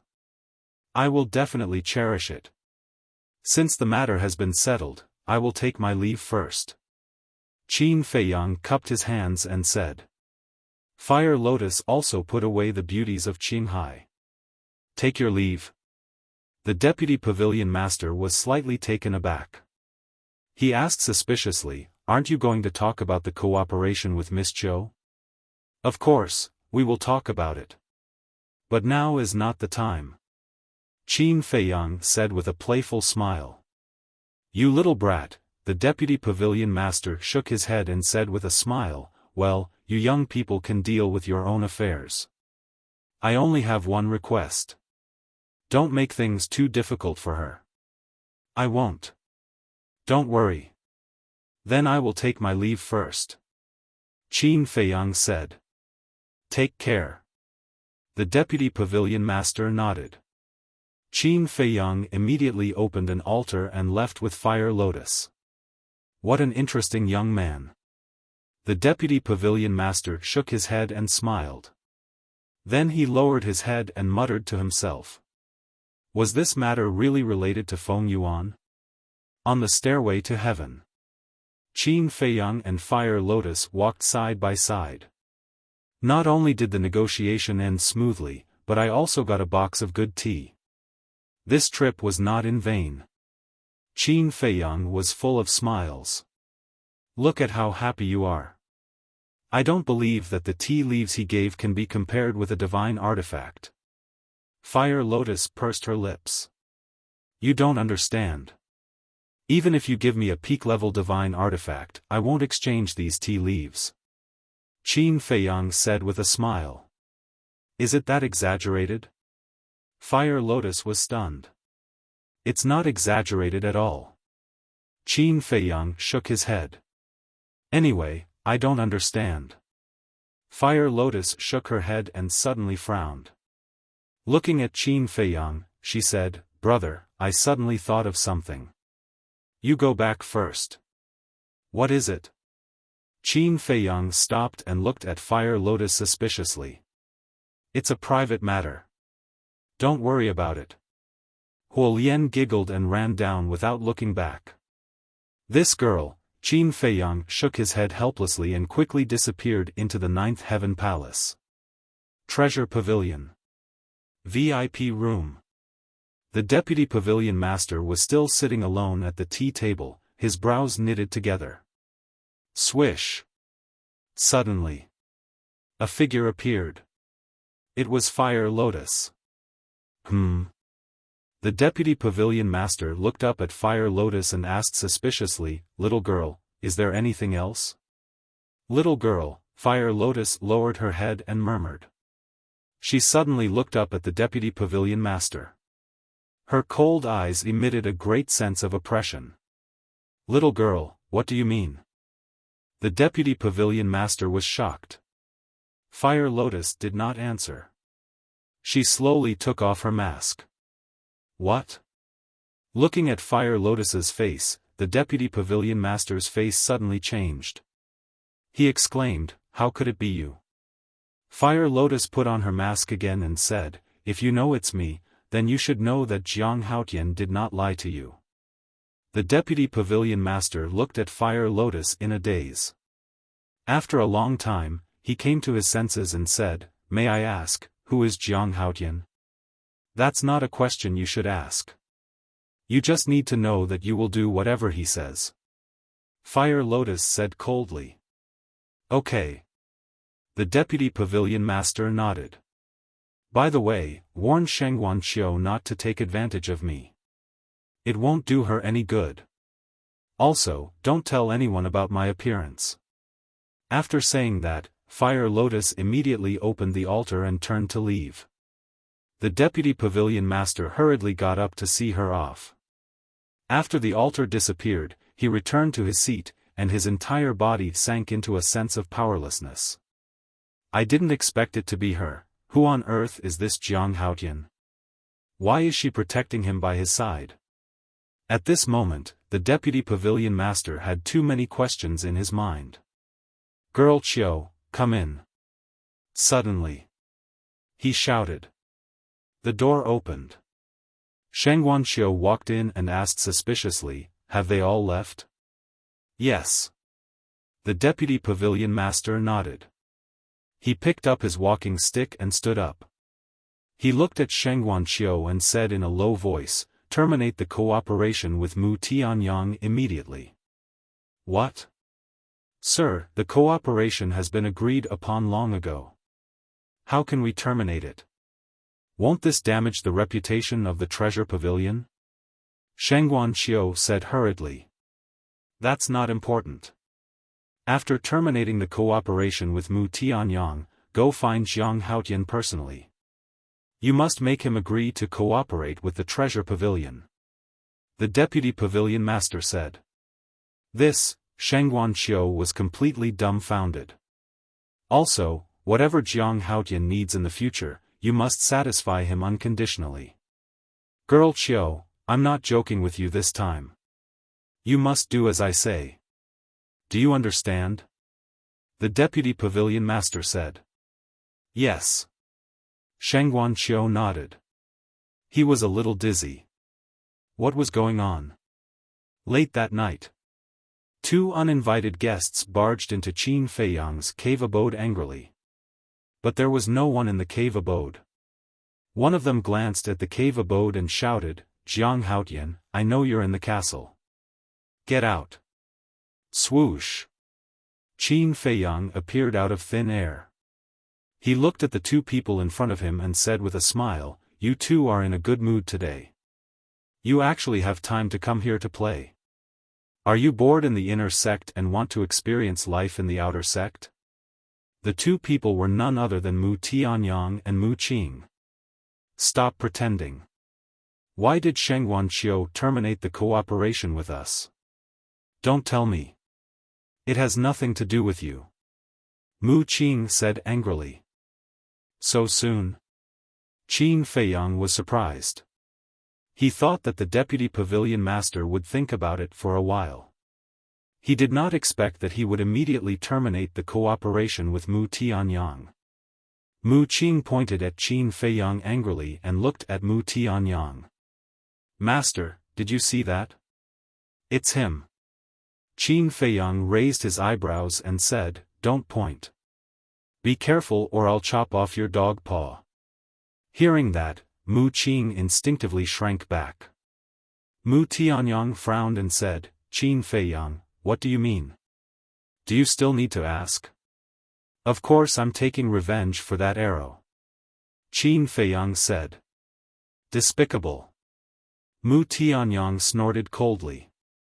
Weren't you despicable when you stopped the cooperation between me and Sheng Wanqiu?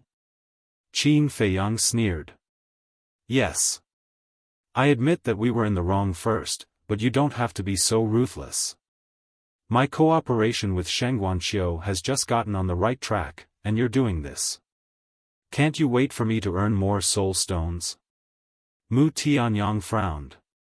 Sorry, I didn't think so much. But, with our relationship, I don't think I need to be so considerate for you, right? Qin Feiyang shrugged and said lightly. After all, we're old friends. Do you have to be so ruthless? Mu Tianyang seemed to admit defeat. Qin Feiyang frowned and said, You came to me just to say this? Mu Tianyang struggled for a while and sighed. Give me a way out. Qin Feiyang stared blankly and asked in astonishment, Are you begging me? Yes. I'm begging you. Mu Tianyang nodded. Now that things had come to this, he could only compromise. Because the treasure school was his only source of income now. Qin Feiyang laughed heartily and said, This is truly unprecedented. You, Mu Tianyang, actually humbly came to beg me. I've already put down my pride. Don't be greedy. If you really piss me off, we'll fight to the death and die together. Mu Tianyang said in a low voice. Don't be agitated, don't be agitated. Qin Feiyang quickly comforted him. Mu Tianyang really couldn't be pushed too hard. Otherwise, he would expose his identity in a rage. That would be bad. He pondered for a while. Qin Feiyang looked at Mu Tianyang and said with a smile, How about this, let's make money amicably.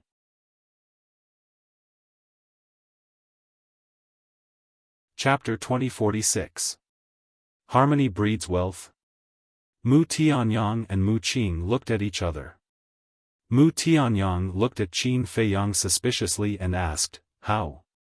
Qin Feiyang smiled and said, In the future, we will split the soul stones we earn in the treasure hall equally. Are you so kind? Mu Tianyang and Mu Qing were like discovering a new continent. This was too strange. When did he become so generous?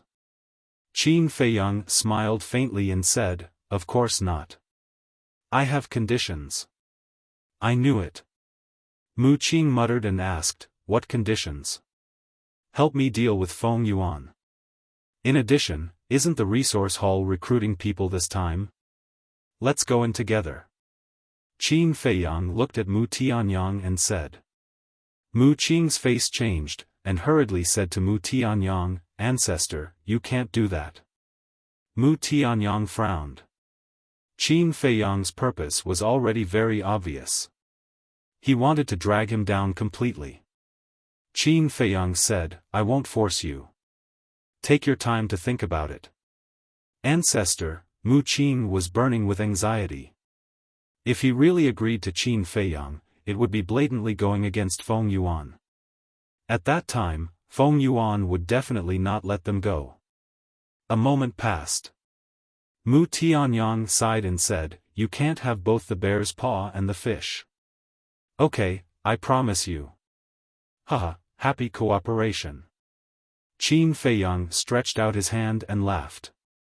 Mu Tianyang rolled his eyes and said with a frown, I'm a little puzzled. Say it. Qin Feiyang said. Before entering the Ninth Heaven Palace, I invited you to cooperate more than once, but you always had a dismissive attitude. So why do you propose cooperation now? Mu Tianyang was suspicious. Qin Feiyang said helplessly, Isn't it because I'm afraid that you will betray me in desperation? Don't I know you? Don't use such an excuse to fool me. If I'm not wrong, you should be in bigger trouble now. You can't deal with it alone, so you want to find someone to help you. Mu Tianyang sneered. Qin Feiyang was stunned. He shook his head and said with a smile, No one knows me better than Brother Tianyang. Is that true? Mu Tianyang raised his eyebrows and said angrily. Who did you provoke this time? We're not outsiders, so there's no harm in telling you. The people we provoked this time are Shengguan Fenglan and the First Elder. Qin Feiyang sighed. What? Shengguan, the Elder? Mu Tianyang and Mu Qing looked at each other. When did this bastard provoke these two terrifying existences? You don't know, they are the ones who want to deal with Feng Yuan, and I'm just a chess piece in their hands. Qin Feiyang said. There's such a thing? Mu Qing was surprised. Mu Tianyang said, so when you didn't kill Feng Wenhai in the square, it was equivalent to disobeying their wishes? Yes. Qin Feiyang nodded. Then it seems that as I expected, you really have a private deal with Feng Zihan. And this deal is not a small amount, otherwise you wouldn't have taken such a big risk. Mu Tianyang said. Yes. 4 billion soul stones. Qin Feiyang nodded and smiled. What? Both of them were dumbfounded. They didn't expect it to be 4 billion. Ancestor, we shouldn't have intervened in this matter. Although we haven't seen the elder, even Qin Feiyang, this bastard, is so afraid of him. You can imagine that his means are definitely not ordinary terrifying. If you offend him, you will definitely not have a good ending. Mu Qing said telepathically. Mu Tianyang was silent. Both of you, I have told you these secrets truthfully. If you go back on your words at the last minute, don't blame me for being ruthless. As you said, at most, we will fight to the death and die together. Qin Feiyang looked at the two of them and said. Fight to the death with us? Are you joking? Mu Qing sneered. Do you think I'm joking? Then why don't we give it a try? Qin Feiyang's face was full of ridicule. Mu Qing frowned. With this person's means, such a small matter was really not difficult for him. Mu Tianyang pondered for a while, looked at Qin Feiyang and said, this time, you want to enter the resource hall. Is it also Shengguan Fenglan and the elder's idea? Brother Tianyang, you are indeed a generation's emperor. You understand it immediately. Qin Feiyang said with a smile. Mu Tianyang sighed and said, they let you enter the resource hall and fight to the death with Feng Yuan, while they benefit from behind. What a good method. Yes. Look at how pitiful I am. Qin Feiyang said helplessly. Keep pretending. Do you think I don't know what you are thinking? Actually, you also want to go to the resource hall. Mu Tianyang snorted. Ancestor, the resource hall is like a dragon's pool and a tiger's den for him. Why does he still want to go in? Mu Qing was puzzled. Mu Tianyang said, because the vein of souls is in the resource hall. Mu Qing's eyes trembled, and she looked at Qin Feiyang in shock. You even dare to have ideas about the vein of souls. Do you want to die? Qin Feiyang said with a smile, wealth comes from danger. Huh, it's getting more and more interesting. Okay, let's cooperate as usual. But I have a condition. If we really get the vein of souls, we have to share it equally. Mu Tianyang laughed and looked at Qin Feiyang. Crazy. Both of you are crazy. Mu Qing looked at the two of them. They were totally digging their own graves. No problem. Qin Feiyang nodded without hesitation. Then, he glanced at Mu Qing and Mu Tianyang and said, you have to educate this descendant of yours. You are too timid. It's not your style at all. You are simply embarrassing yourself. You are too much. Mu Qing suddenly became angry. Am I? I'm just telling the truth. Qin Feiyang shrugged. Ahem. Mu Tianyang coughed and said, Mu Qing, regarding this, you really should learn from Qin Feiyang. Qin Feiyang said, see? Even your ancestor said so. What else do you have to say? Ancestor, you." Mu Qing had a stomach full of resentment, but because of Mu Tianyang, she dared not say it out. She could only keep it in her heart. "Don't be unconvinced.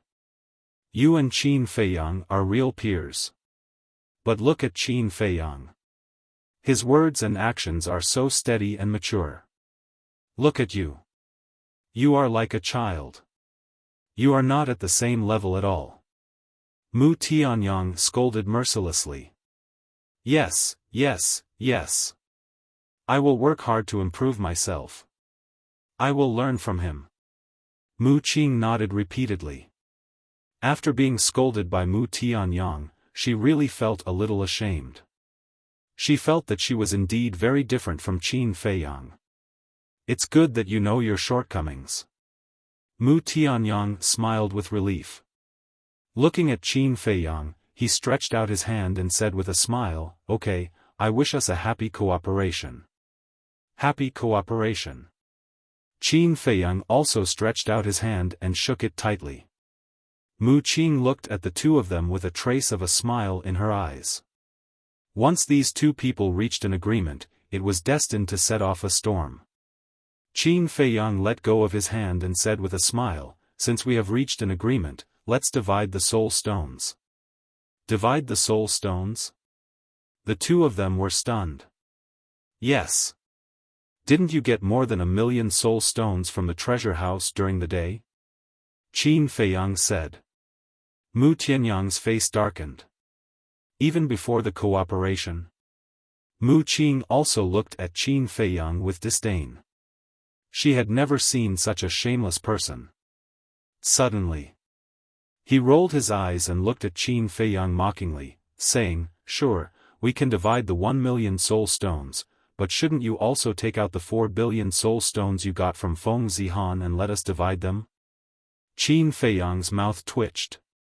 Her appetite was even bigger than his. Next. Regarding the matter of dividing the soul stones, the three of them had a tacit understanding and did not mention it again. After secretly plotting for a while, Mu Tianyang and Mu Qing stood up and left. After the two of them left, Fire Lotus also returned. Fire Lotus entered the cave and asked, "Did I see wrongly just now? I think I saw Mu Tianyang and Mu Qing." "No, it's them." Qin Feiyang laughed. "What are they doing here?" Fire Lotus was suspicious. Qin Feiyang briefly explained the situation. Ugh! Fire Lotus was stunned. Was he really planning to obtain the 9 Heavens Palace's soul vein? She asked, "Are you sure you want to split it equally with him?" "Split it equally? How can we split it equally? Mu Tianyang also knows in his heart that it's impossible for me to split it equally with him. Of course, it's impossible for him to split it equally with me. When the time comes to snatch it, it'll all depend on our own abilities.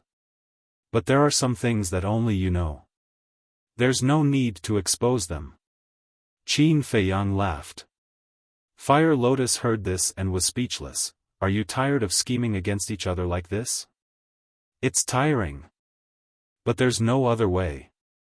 This is the way of the world today."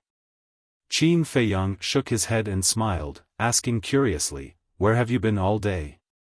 "I was just bored, so I went around." Fire Lotus laughed.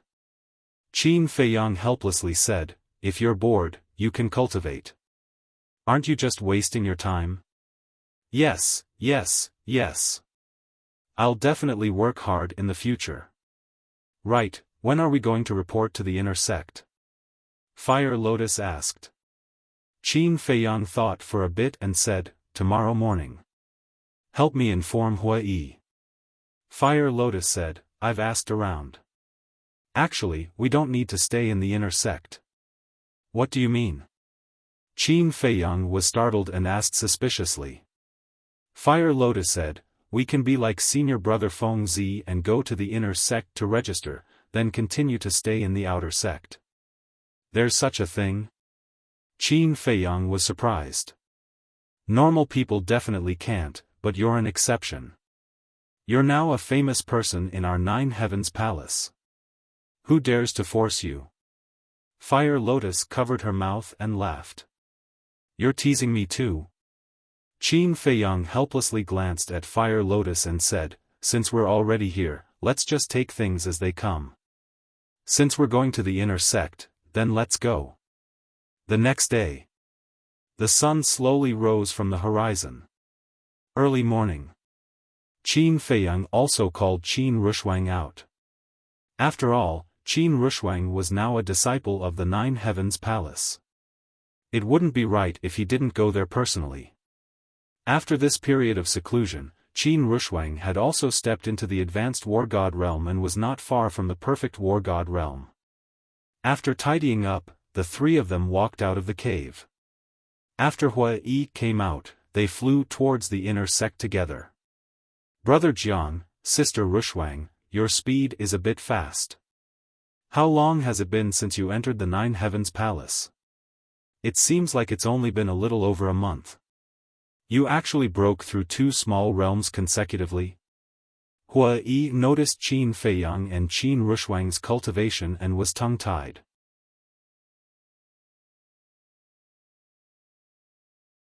Chapter 2047.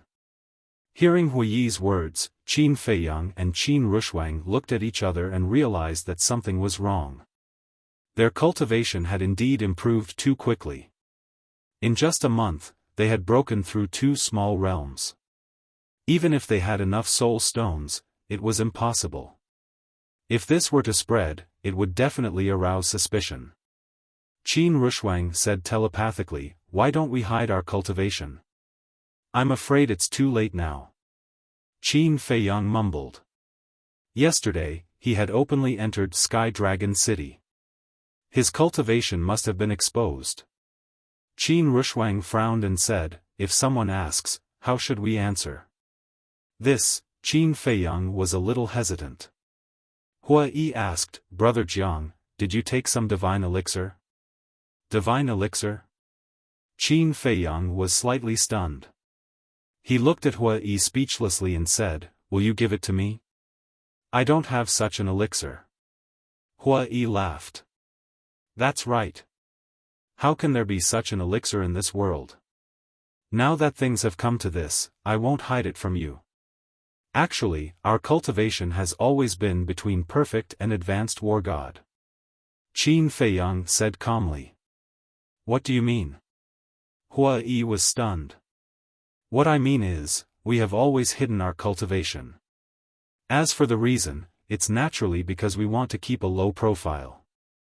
Qin Feiyang smiled and said. Now, he could only think of this excuse. Is that so? Why don't I believe it? Hua Yi looked at the two suspiciously. It's up to you to believe it or not. Qin Rushuang said coldly.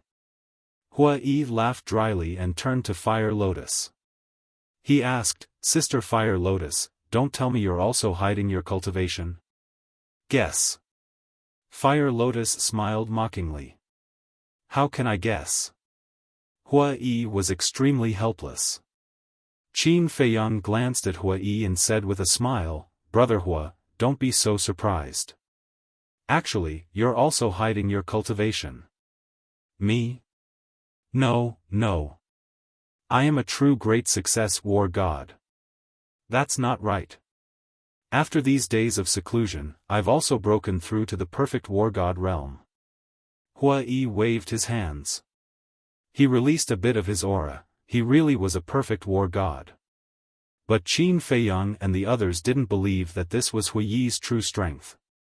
After all, how could an existence that even the half-step divine Lord Black Dragon be afraid of be a simple character? During the conversation, the 4 of them passed through the square where the battlefield was, and a towering mountain gradually came into view. From afar, it was densely packed. They were even taller and more majestic than the giant peaks of the outer sect. They were like giant swords that could split the heavens, piercing through the clouds. That was the inner sect. The inner sect was the same as the outer sect. They were all immortals' caves carved out of the various huge peaks. However, In the center of the inner sect, there were two giant peaks that were about 1,000 feet tall. On top of each peak, there was a divine tower. The two divine pagodas both had 10 floors and were about 1,000 feet tall. They were like two kings standing in the air. Among them, the divine pagoda on the left seemed to be made of pure gold. It shone with golden light and was extremely eye-catching. The divine pagoda on the right emitted a dazzling purple gold light. What's that? Fire Lotus looked at the two divine pagodas curiously. You don't even know this? Hua Yi looked at the three of them in shock. Qin Feiyang and the others shook their heads. Oh my God! You've been in the Empyrean Palace for so long. Don't you know how to ask around? Hua Yi shook his head speechlessly. Qin Rushuang said, Do you think everyone is as free as you? Hua Yi smiled bitterly. The first thing one had to do after arriving at an unfamiliar place was to figure out the situation. This was human nature. How could it be called free? Those two ancient pagodas are called the Pure Gold Divine Pagoda and the Purple Gold Divine Pagoda. They are the cultivation grounds of the earth-ranking and heaven-ranking disciples. Hua Yi said. Those on the heaven-ranking and earth-ranking receive such treatment? Fire Lotus was surprised. Of course. Those on the two rankings are the strongest among the disciples. The Empyrean Palace will definitely give them special treatment. Hua Yi said. What's special about them? Qin Feiyang and the others were curious. Hua Yi looked at the two pagodas with yearning in his eyes and said word by word, Time array. What? Time array. Qin Feiyang and the others looked at each other. Hua Yi looked at the three of them in surprise and said, You know about the time array too? I've heard a little about it. Qin Feiyang smiled. Amazing. I only learned about the time array after going to the Empyrean Palace and asking around. And you guys have heard about it before. You're not simple. Hua Yi said meaningfully. Qin Rushuang raised her eyebrows and said unhappily, Why are you talking nonsense? Can't you say something useful? Okay. Hua Yi nodded and looked at the Pure Gold Divine Pagoda. The Pure Gold Divine Pagoda is the cultivation ground of the earth-ranking disciples. There are 10 floors in total, and the law of time on each floor is different. Different? Qin Feiyang was stunned. Yes. The higher you go, the stronger the time array. On the first floor, 1 day is equivalent to 2 days. In other words, 1 day of cultivation on the first floor is equivalent to 2 days outside. On the second floor, 1 day is equivalent to 3 days. On the third floor, 1 day is equivalent to 4 days. On the fourth floor, 1 day is equivalent to 5 days. And so on. Hua Yi said. Not bad. Fire Lotus nodded. Hua Yi looked at Fire Lotus in astonishment. Such a heaven-defying time array was only considered not bad? Qin Feiyang asked, What about the Purple Gold Divine Pagoda where the heaven-ranking disciples are? The Purple Gold Divine Pagoda is naturally even more terrifying. On the first floor, 1 day is equivalent to 10 days. On the second floor, 1 day is equivalent to 20 days. On the third floor, 1 day is equivalent to 30 days. Counting in this order, 1 day on the 10th floor of the Pure Gold Divine Pagoda is equivalent to 100 days. In other words, 1 day of cultivation on the 10th floor is equivalent to more than 3 months outside. Don't you think the law of time is terrifying? Hua Yi said. Terrifying. Qin Feiyang and the other two nodded. But in their hearts, they didn't think so. So what if 1 day was equivalent to 3 months? The law of time in the castle was 1 day equivalent to 1 year. It was a huge difference. Qin Feiyang instantly lost interest. In the eyes of the other disciples, these two divine pagodas were cultivation holy lands that they yearned for even in their dreams. But in his eyes, it didn't have any meaning at all. Hua Yi looked at the purple gold divine pagoda and said with fascination, I really hope that one day, I can become an earth-ranking disciple and enter the 10th floor. No, if I can enter the first floor, I will be satisfied. There will be a chance. Qin Feiyang patted Hua Yi's shoulder and said with a smile. It's difficult. Hua Yi shook his head and sighed, do you know how to become an earth-ranking and heaven-ranking disciple? Qin Feiyang shook his head. I guess that you don't know anything. Hua Yi rolled his eyes at him and explained, these two rankings are for the 10 strongest war gods and the 10 strongest divine lords. Qin Feiyang was stunned and said, so, the earth ranking is for war gods and the heaven ranking is for divine lords? That's right. Hua Yi nodded. Isn't that simple? Let's not talk about the heaven ranking. Let's talk about the earth ranking. With your strength, you can easily get the first place on the earth ranking. Qin Feiyang said with a smile. How can it be that simple? Think about it. Just the outer sect disciples alone are more than 8 million. If you include the inner sect disciples, there will be more than 10 million people. To be able to suppress so many people and enter the earth ranking, which one of them is a simple person? As for the heaven ranking, don't even think about it. Everyone on the heaven ranking is a perfect divine lord. They can kill me 1,000 times over with just a flick of their finger. Hua Yi shook his head. That's true. Qin Feiyang nodded. In that case, the first place on the heaven ranking, Feng Zihan, was also a perfect divine lord. A perfect divine lord was indeed a terrifying existence. Fire Lotus said with a smile, then go to the earth ranking first. I believe that with your strength, it won't be a problem. Will it really not be a problem? Hua Yi asked. You must have confidence in yourself. Fire Lotus said. Alright. I'll give it a try when I break through to perfect divine lord. Hua Yi gritted his teeth and nodded. I have 2 questions. First, the earth ranking is for war gods.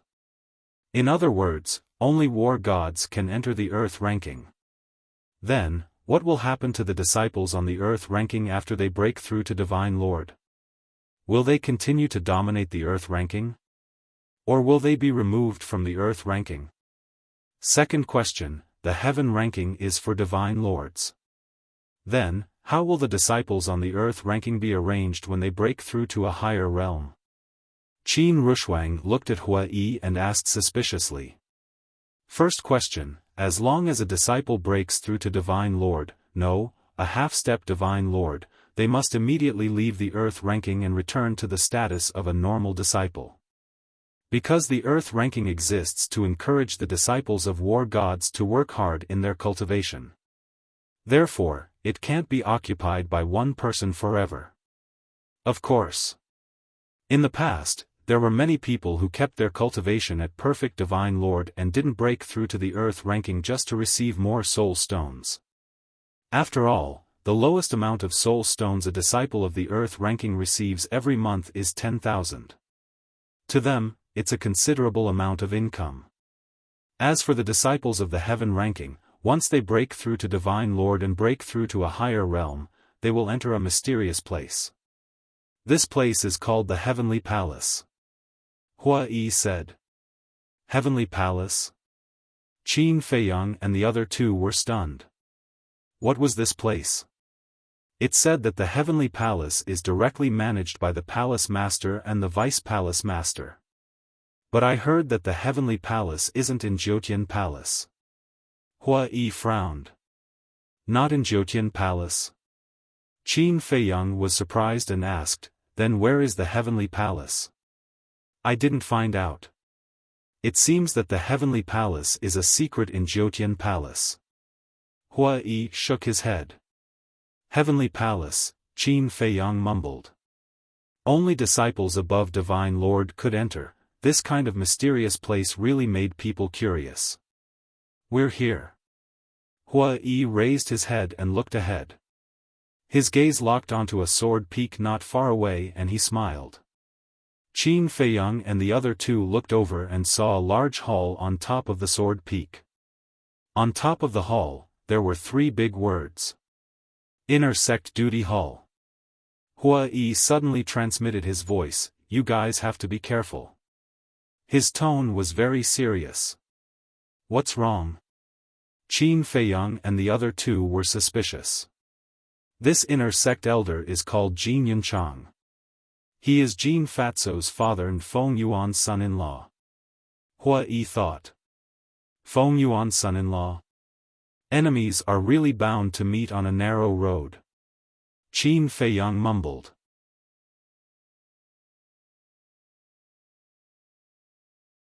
Chapter 2048. Deacon's Hall. Basically, no one came here. This was because the inner sect disciples would go directly to the resource hall to collect soul stones. If there were any disputes, they would basically go to the battlefield to resolve them. Therefore, the inner sect Deacon's Hall was considered the quietest place. Inside the hall, a middle-aged man in a golden robe was lying on a chair, humming a tune while drinking tea. He was extremely satisfied. This person was Jin Yunchang. Qin Feiyang and the other 3 walked to the door, looked at Jin Yunchang, and cupped their hands. "Greetings, Elder Jin, we are here to report." Jin Yunchang was stunned, opened his eyes, looked at Qin Feiyang and the other 3, and an imperceptible cold light flashed in his eyes. Immediately after, he got up and walked to the desk, and said indifferently, "Come in." Qin Feiyang and the other 3 entered the hall one after another. Qin Rushwang said, "This person doesn't look like Jin Fatso." This Jin Yunchang had a thin figure, and he looked gentle and refined.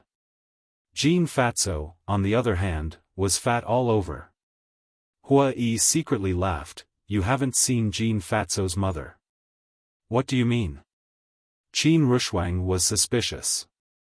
Hua Yi said, "Jin Fatso takes after his mother's appearance." "It can't be." Qin Feiyang and the other 2 looked at each other. "Why do you think this Jin Yunchang likes Feng Yuan's daughter?" "It's all because he wants to rely on Feng Yuan." Hua Yi sneered. "I see. If there's a chance, I really want to see how outstanding Jin Fatso's mother is." Fire Lotus secretly thought.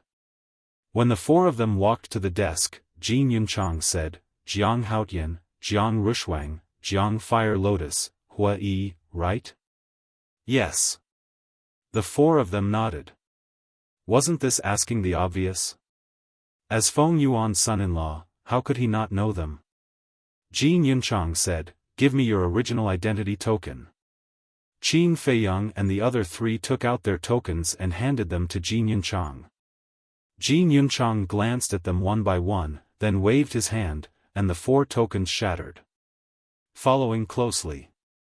Then, he took out 4 black identity medallions from his Cosmos ring and branded their names on them. Then, he handed the medallions to Qin Feiyang and the other 3. "From now on, you are all inner sect disciples. You must abide by the rules of the inner sect. The rules of the inner sect are similar to those of the outer sect. The only difference is that without permission, no one is allowed to enter the Crimson Gold Divine Tower and the Purple Gold Divine Tower." Jin Yunchang said. "Disciple understands." The 4 of them nodded. Jin Yunchang said, "As for your cave residences, I have already arranged them. They will be in the 1st and 4th cave residences of the 1st Sacred Mountain." "First Sacred Peak?" Hua Yi raised his eyebrows imperceptibly and said, "Elder Jin, with the cultivation of the 4 of us, it doesn't seem suitable for us to go to the 1st Sacred Peak. Although your cultivation bases aren't that great, you are still influential figures of our 9 Heavens Palace. Naturally, we will give you a good cave abode. Of course, this is also something that my father-in-law personally instructed me to arrange. Consider it a bit of compensation and apology to you all." Jin Yunchang said.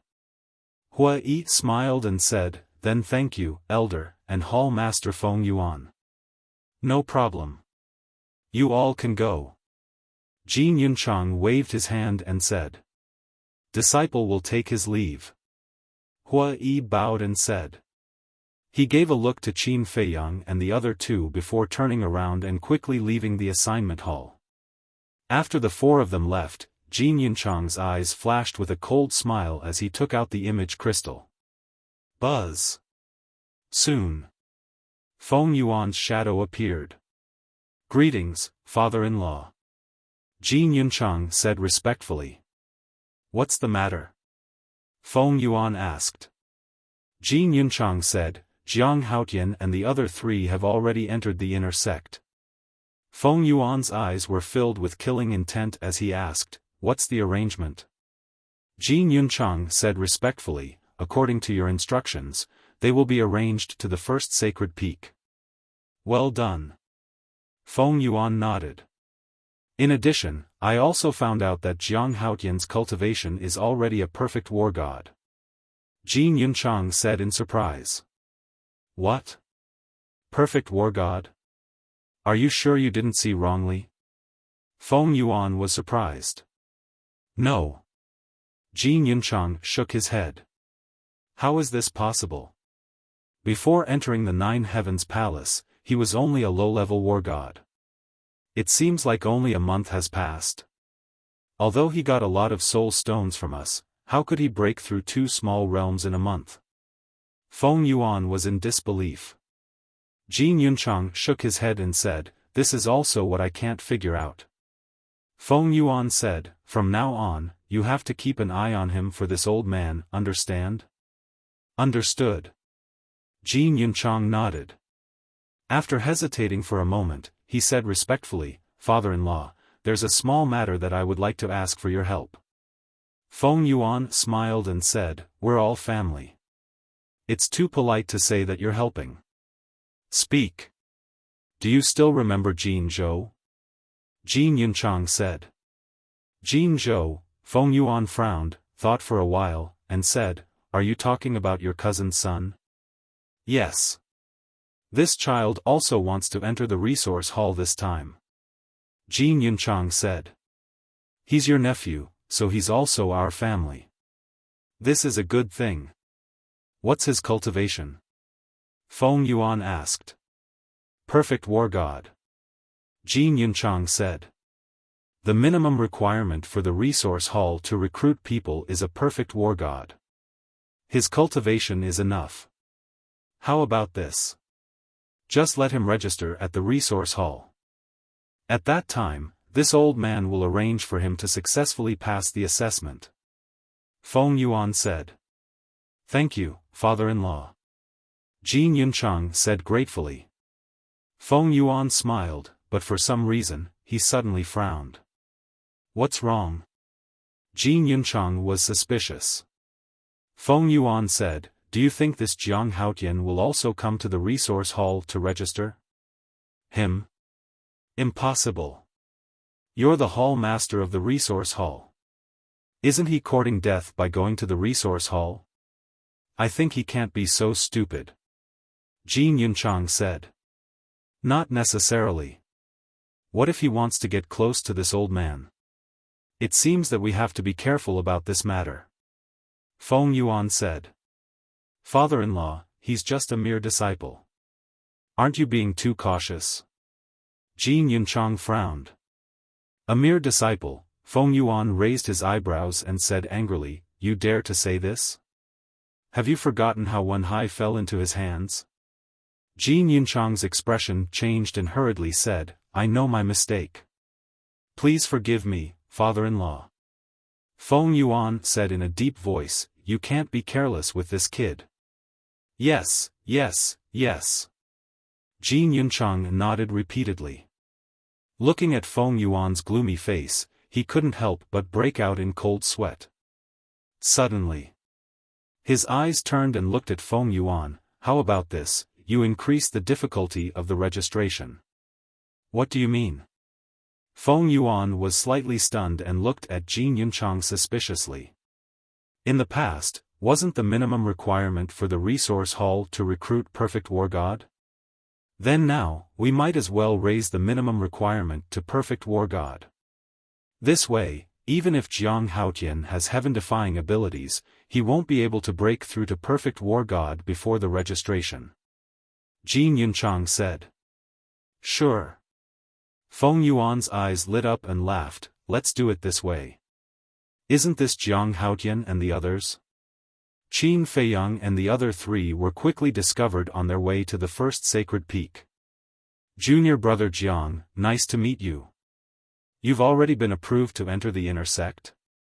Actually, it's only right. You were originally first place in the assessment.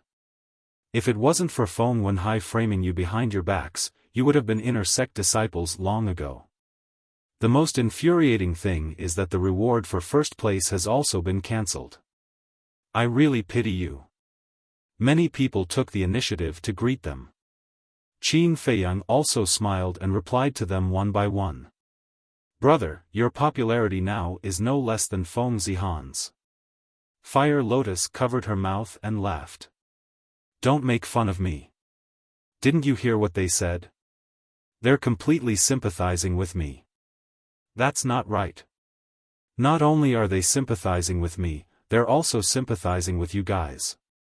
Qin Feiyang was helpless. Suddenly, Qin Feiyang looked at Hua Yi and transmitted his voice. Brother Hua, when you heard the name, First Sacred Peak, your reaction seemed a little abnormal. We noticed it too. Fire Lotus and Qin Rushuang nodded. Hua Yi looked at the three inside. In addition to the Sword Peaks, the Crimson Gold Divine Tower, and the Purple Gold Divine Tower, there is another place, which is the 10 Sacred Peaks. 10 Sacred Peaks? Qin Feiyang and the other two looked at each other and suspiciously looked at Hua Yi. The 10 Sacred Peaks are above the Sword Peaks. It is said that under each Sacred Peak, there is a level 5 Spirit Vein. Not only can the Spirit Vein give birth to Spirit Stones, the energy it emits is also of great help in condensing divine sense. Therefore, cultivating in the Sacred Peaks is twice the result with half the effort compared to the Sword Peaks. Hua Yi said. This is a good thing. Fire Lotus said. Yes. This Feng Yuan really has a conscience. He actually gave us such a good place.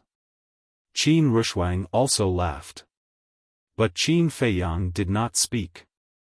He lowered his head and pondered. Good thing? Hua Yi was stunned and shook his head, not necessarily. What do you mean? Qin Rushuang and Fire Lotus were puzzled. The disciples of the 10 Sacred Peaks are all perfect Sir Gods. Their strength is extremely terrifying. Moreover, they are all candidates for the heaven role. Hua Yi said. So strong? Fire Lotus was stunned and then said, but, does this have anything to do with us? Of course it does. These people are all geniuses. Do you think they will allow war god level disciples like us to enter the Sacred Peaks? Moreover, the cave residences that Feng Yuan has arranged for us are cave residences number 1 and 4 in the first Sacred Peak. The first Sacred Peak is the strongest among the 10 Sacred Peaks. And the people in cave residences number 1 to 4 are basically terrifying existences that can shake the heaven roll disciples. Now, we have taken over their cave residences. Will they be convinced? Of course they won't. I bet that when we step into the first Sacred Peak later, there will be people coming to find trouble with us. Hua Yi sighed and was worried. So, Feng Yuan seems to be helping us, but he is actually harming us? Fire Lotus frowned. Yes. His goal is very simple. He wants us to become the public enemy of the 10 Sacred Peaks disciples. Hua Yi said. Even now, he is still scheming against us. It seems that the previous lesson was not enough. Fire Lotus snorted coldly, her eyes full of anger.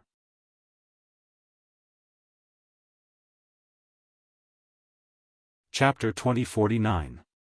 Qin Rushuang turned to look at Qin Feiyang and said, "A perfect Sir God is not someone we can fight against now. We have to think of a way in advance." "Yes, Brother Jiang. We can't take this lightly. If we don't solve it immediately, there will be endless trouble later." Hua Yi also looked at Qin Feiyang and said. Qin Feiyang lowered his head and his eyes flickered. After a while, Hua Yi and the other two stopped at the same time and scanned the void in front of them. Their pupils contracted tightly. Qin Feiyang was so engrossed in his thoughts that he did not notice that Hua Yi and the other two had stopped and continued to walk forward. Brother, Fire Lotus saw this and quickly pulled Qin Feiyang back. Qin Feiyang was stunned and looked at Fire Lotus suspiciously. "What's wrong? What are you thinking so deeply about?" Qin Rushuang frowned. Qin Feiyang smiled and said, "I'm just thinking about how to solve your problems." Qin Rushuang stared at the void in front of them and said in a deep voice, "There's no need to think about it. Trouble has already come." "Already?" Qin Feiyang was stunned and looked up. His face suddenly changed. There was a vast plain in front of them. On the plain, there were 10 towering peaks of about 10,000 feet. On the top of each peak, there was a tall stone tablet with a few bold words engraved on it. First Sacred Peak. Second Sacred Peak. Third Sacred Peak. Fourth Sacred Peak, that's right. This was where the 10 sacred peaks were located. It was only a few dozen miles away from the Crimson Gold Divine Tower and the Purple Gold Divine Tower. At this moment, whether it was the plain below, the top of the 10 sacred peaks, or in front of each cave residence, there were people there. Without exception, they were all looking up at Qin Feiyang and the other three. "They are indeed very strong," Qin Feiyang muttered. There were men and women among these people. Everyone's aura was unfathomable. Everyone's temperament was also outstanding. "Brother Jiang, why don't we go to Shangguan Fenglan?" Hua Yi transmitted his voice. This battle formation was too terrifying. He didn't even dare to move. It's useless to look for her. At most, it can only intimidate these people temporarily. Qin Feiyang thought. Indeed, treating the symptoms but not the root cause. Qin Rushuang nodded. Then what should we do? Looking at their formation, it won't be easy for them to settle this matter today. Hua Yi was quite anxious. "No rush, no rush." Qin Feiyang smiled inwardly and whispered a few words into Fire Lotus's ear. Fire Lotus's eyes lit up when she heard this. Qin Feiyang smiled and said, "Come back quickly." "All right." Fire Lotus nodded, then turned around and flew away like a bolt of lightning. Hua Yi looked at Fire Lotus's back and suspiciously asked, "What did you tell Fire Lotus to do?" "You'll know soon enough." Qin Feiyang smiled mysteriously. "Hello, junior brother Jiang." In the blink of an eye, a young man in white stepped forward and cupped his hands at Qin Feiyang, looking gentle and polite. "Hello, senior brother." Qin Feiyang cupped his hands in return. The young man in white smiled and said, "Last time on the battlefield, junior brother Jiang, Shirtai, and Feng Wenhai became famous in one battle. I admire you. You're too kind. I'm still far from being comparable to you senior brothers and sisters." Qin Feiyang hurriedly waved his hands. "Junior brother Jiang is really humble. But junior brother Jiang, did you come to the wrong place? This is the 10 Great Saint Peaks, not the Sword Peak." The young man in white said. "They're here." Qin Rushuang and Hua Yi's hearts skipped a beat. They were just being polite before, and now they were getting to the point.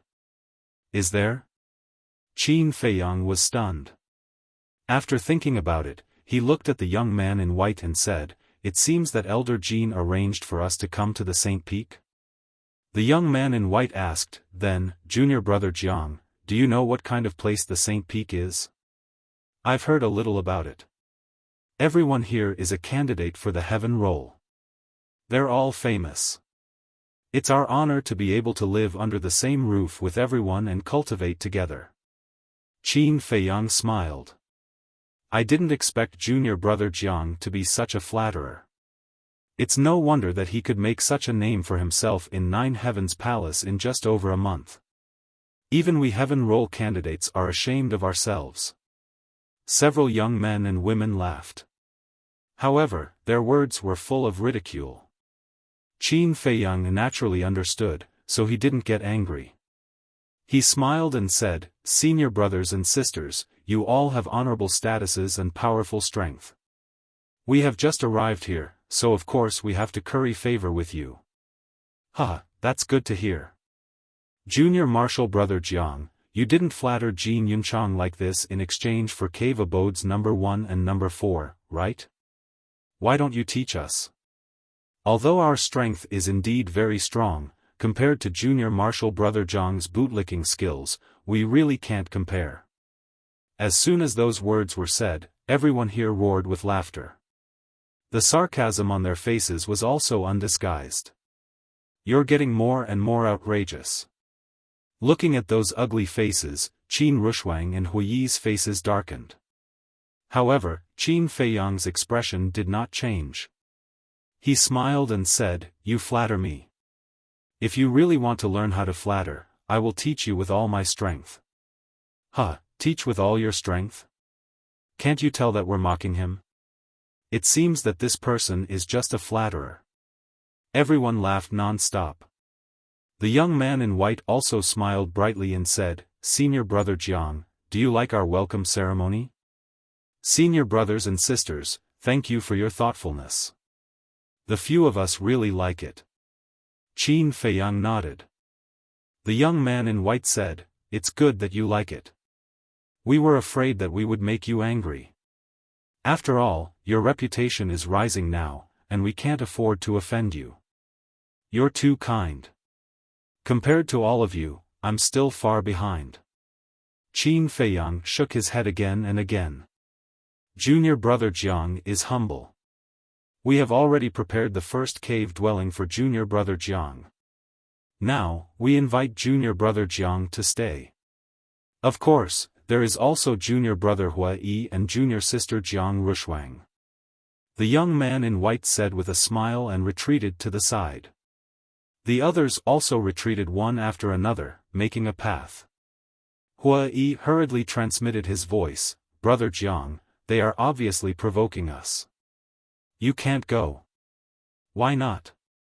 Qin Feiyang smiled faintly and walked toward the first cave dwelling step by step. Huiyi and Jiang Rushuang looked at each other and could only helplessly follow. Soon, Qin Feiyang and the other two walked past the young man in white. "You still dare to go?" The young man in white raised his eyebrows. The others looked at Qin Feiyang and the other two, and the smiles on their faces gradually disappeared and were replaced by wisps of cold light.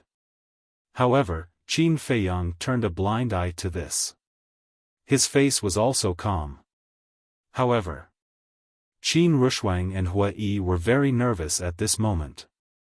They were deeply afraid that the people on both sides would suddenly attack them.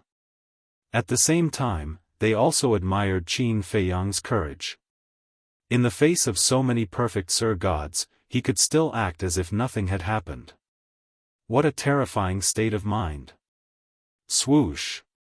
Just as they were about to enter the first sacred peak, the young man in white suddenly took a step forward and stood in front of the three of them.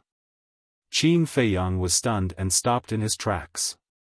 He looked at the young man in white and said with a smile, "Senior brother, is there a welcoming ceremony?" The young man in white was stunned. Was this person stupid? Didn't he see that everyone's faces had changed? However, in the next moment, he felt that something was wrong. Because he vaguely caught a trace of mockery in Qin Feiyang's smile. This person had been pretending to be stupid all this time.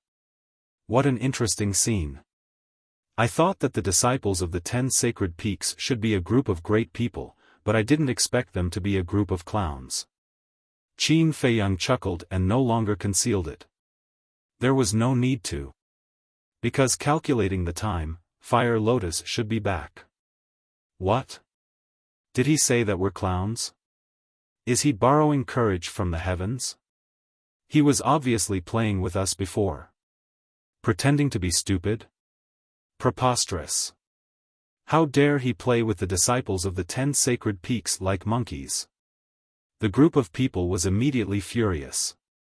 Monkeys? Are you worthy? Qin Feiyang smiled disdainfully. The young man in white's eyes turned cold and he said gloomily, Jiang Haotian, I dare you to say that again. The others also looked at him angrily. Qin Feiyang pursed his lips and looked around. Finally, he looked at the young man in white and said with a smile, Senior brother, do you know? The others are a bit like monkeys, but you are especially like a dog because you bark the loudest. How dare you? The young man in white was enraged and his aura surged. Senior brother, have you forgotten the rules of the 9 Heavens Palace? Disciples are not allowed to fight in private? Or are you saying that as a disciple of the sacred peaks, you can ignore this rule? Qin Feiyang said with a smile. The young man in white clenched his fists.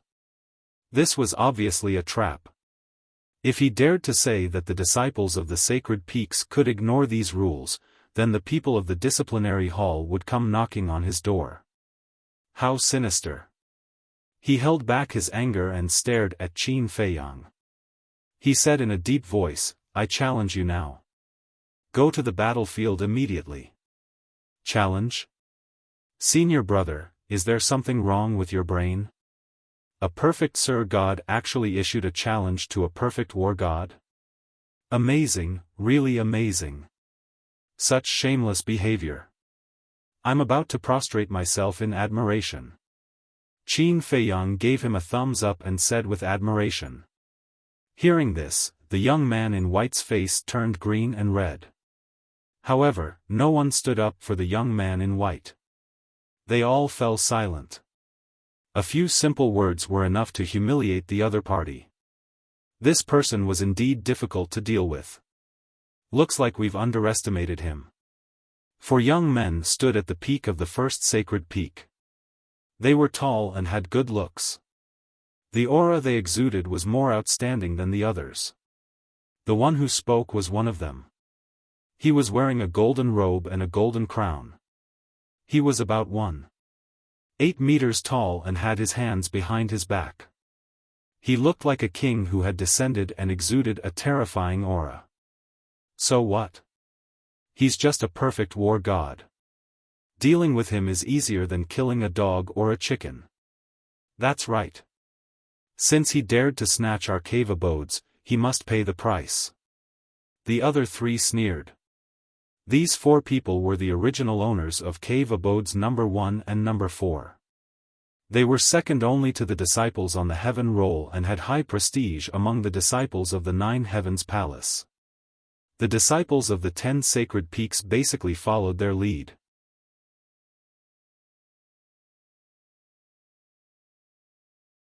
Chapter 2050.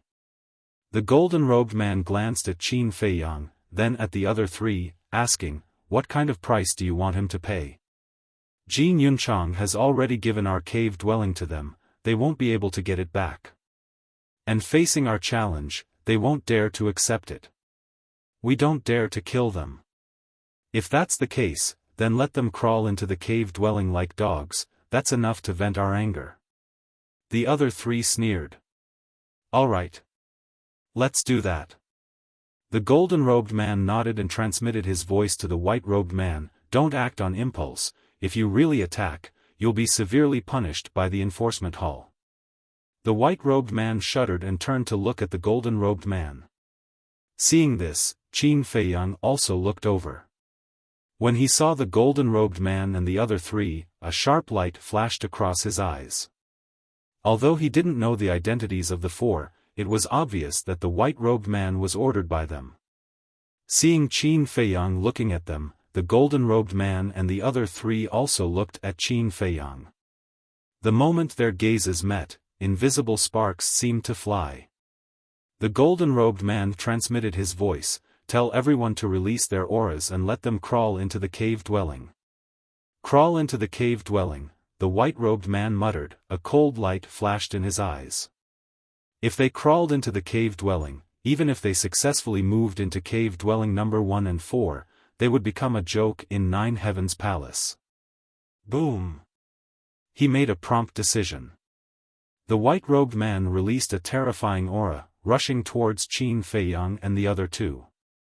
Qin Rushuang turned pale with fright, saying inwardly, "Feiyang, quickly go to the Black Tortoise world." "No need." Qin Feiyang waved his hand. He didn't feel any killing intent from this aura, so it shouldn't be killing him. Moreover, this person wouldn't dare to violate Nine Heavens Palace's rules. As expected. When the white-robed man's aura surged, there wasn't any killing intent, as if he just wanted to force them to kneel. The white-robed man had a contemptuous attitude at first, but it slowly disappeared, replaced by a trace of disbelief. He realized. Under his pressure, Qin Feiyang and the other two did not show any signs of prostrating themselves. It was as if his pressure had no effect on the three of them. What was going on?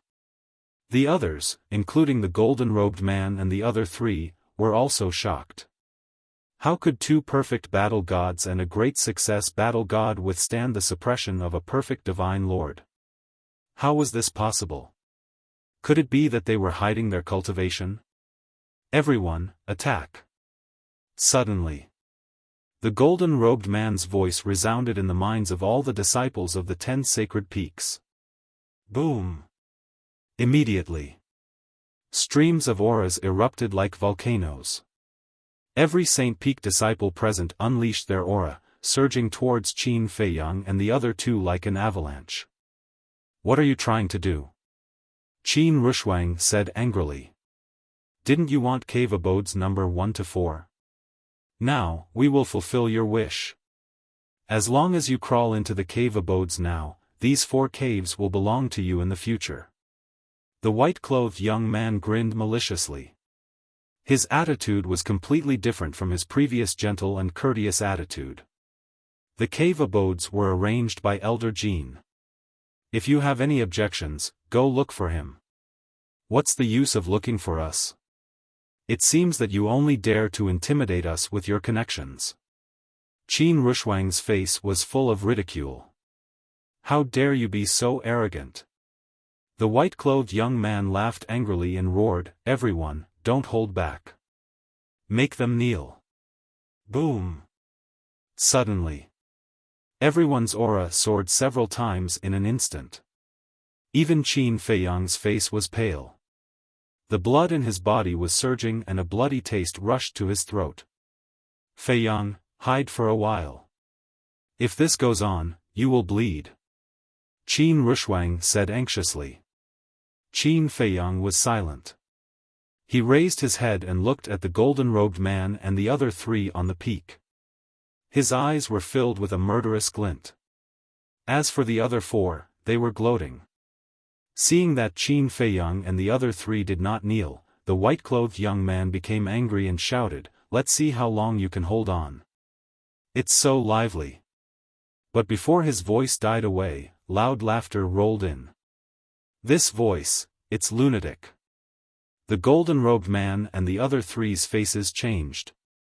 The white-clothed young man and the other disciples of Saint Peak also changed their expressions. Why was lunatic here? But at the same time, Qin Feiyang's face showed a trace of a smile. Qin Rushuang and Hua Yi were puzzled. Whoosh! Accompanied by the sound of something breaking through the air, 2 figures descended beside Qin Feiyang and the other 2. It was Lunatic and Fire Lotus. "It's Jiang Haotian's sister, Fire Lotus Jiang. Could it be that the madman is a helper they found?" Everyone was surprised. So many people's aura, what are they doing? Lunatic glanced at the white-clothed young man and the others. This No one dared to say a word. They immediately retracted their aura. Qin Feiyang also quickly suppressed the surging blood in his body. He cupped his hands and said apologetically, "Senior brother, I'm sorry for making you come here. It's no big deal. Anyway, I just wanted to take a look around the inner sect." Lunatic waved his hand. "It really is their helper.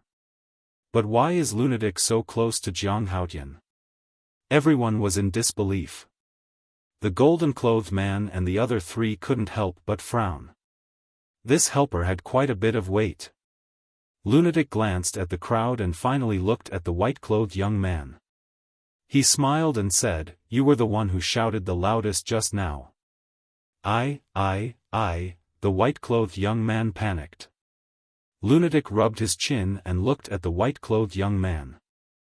"Why didn't I know that there was someone more arrogant than me in Empyrean Palace?" The white-clothed young man's face turned pale. He hurriedly said, "Senior brother Lunatic, this is a misunderstanding." "Misunderstanding?" Lunatic grinned and landed in front of the white-clothed young man. He raised his hand and slapped the white-clothed young man's face. "Pa!" With a loud slap, the white-clothed young man flew out on the spot with blood gushing out of his mouth. Lunatic looked at his arm and hurriedly ran up. "I'm sorry, I didn't intend to hit you just now. This is also a misunderstanding, don't be angry." No. I'm not angry, I'm not angry." The white-clothed young man waved his hand and hurriedly retreated as if he had seen a demon king. "You're really not angry?" Lunatic asked. No. This is just a misunderstanding, why would I be angry?" The white-clothed young man said with a flattering smile. "You're not angry, but I'm very angry right now." Lunatic's expression changed instantly. He took a step forward and grabbed the white-clothed young man and punched. Ah! With a scream, the white-clothed young man's head exploded like a watermelon. Flesh and blood splattered everywhere. He died on the spot. What? He killed him directly? This scene caused Qin Feiyang and the others to be dumbfounded. In fact, they had asked Lunatic to come over purely to teach these people a lesson. It was fine as long as they didn't cause trouble for them in the future. But they never expected that he would kill them on the spot. The rules of Empyrean Palace forbade fighting, let alone killing in public. This fellow was indeed an out-and-out lunatic. The disciples of the 10 sacred peaks were also dumbfounded, and an indescribable fear welled up in their hearts. This was especially true for the golden-robed man and the other three. Their faces were ashen and their bodies were trembling. They were terrified to the extreme. However, Lunatic was fearless. He looked at the white-clothed young man's corpse and shook his head. "Isn't it good to be alive? You're just courting death." Then he loosened his grip and the white-clothed young man's corpse fell to the ground. Blood splattered everywhere. Lunatic killed someone again? Heavens, who is so unlucky to provoke such a lawless person? The inner disciples heard the commotion and rushed over. Seeing this scene, they began to discuss. Killed someone again? What do you mean? That is to say, this isn't the first time he killed someone in public? Qin Feiyang and the other three looked at each other. It seemed that they had underestimated Lunatic's position in Empyrean Palace. After killing someone in public, who would believe that he was still alive and kicking in Empyrean Palace? Suddenly, Madman then looked at the golden-robed man and the other three. The four shuddered and quickly turned to flee. Lunatic didn't move. He crossed his arms and mocked, "If you want to die, then run." The four trembled and stopped. They slowly turned to look at Lunatic. They were about to cry.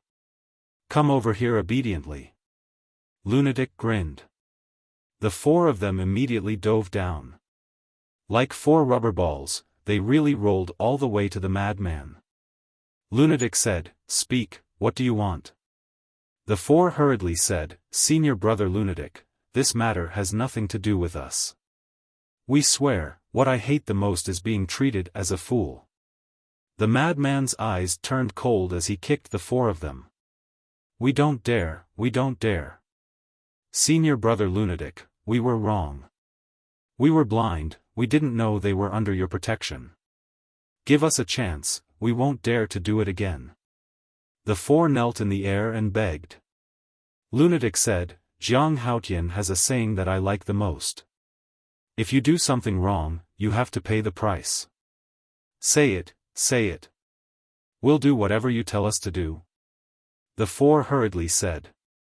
Madman said, take off all your clothes and run around the inner sect and outer sect naked for me. This, the four's faces turned pale. Strip naked? Run naked? How could they face others in the future? Lunatic raised the corner of his mouth and chuckled. Looks like I have to do it. No, no, no.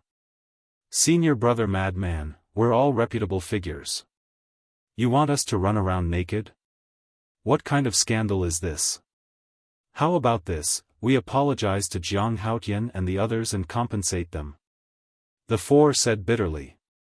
You know that you are people with status? Then why did you bully a few new disciples? Lunatic laughed angrily. We don't dare. We really don't dare, senior brother Lunatic, please, give us a chance. The four kept kowtowing and begging, their hearts filled with regret. Why were they so unlucky to provoke this fierce person? They had never heard of this before. Was Jiang Haotian one of Lunatic's people? You're tuning into the Xiaofan's Wuxia Tales YouTube channel. Don't forget to subscribe and join us on this journey to catch the most captivating stories.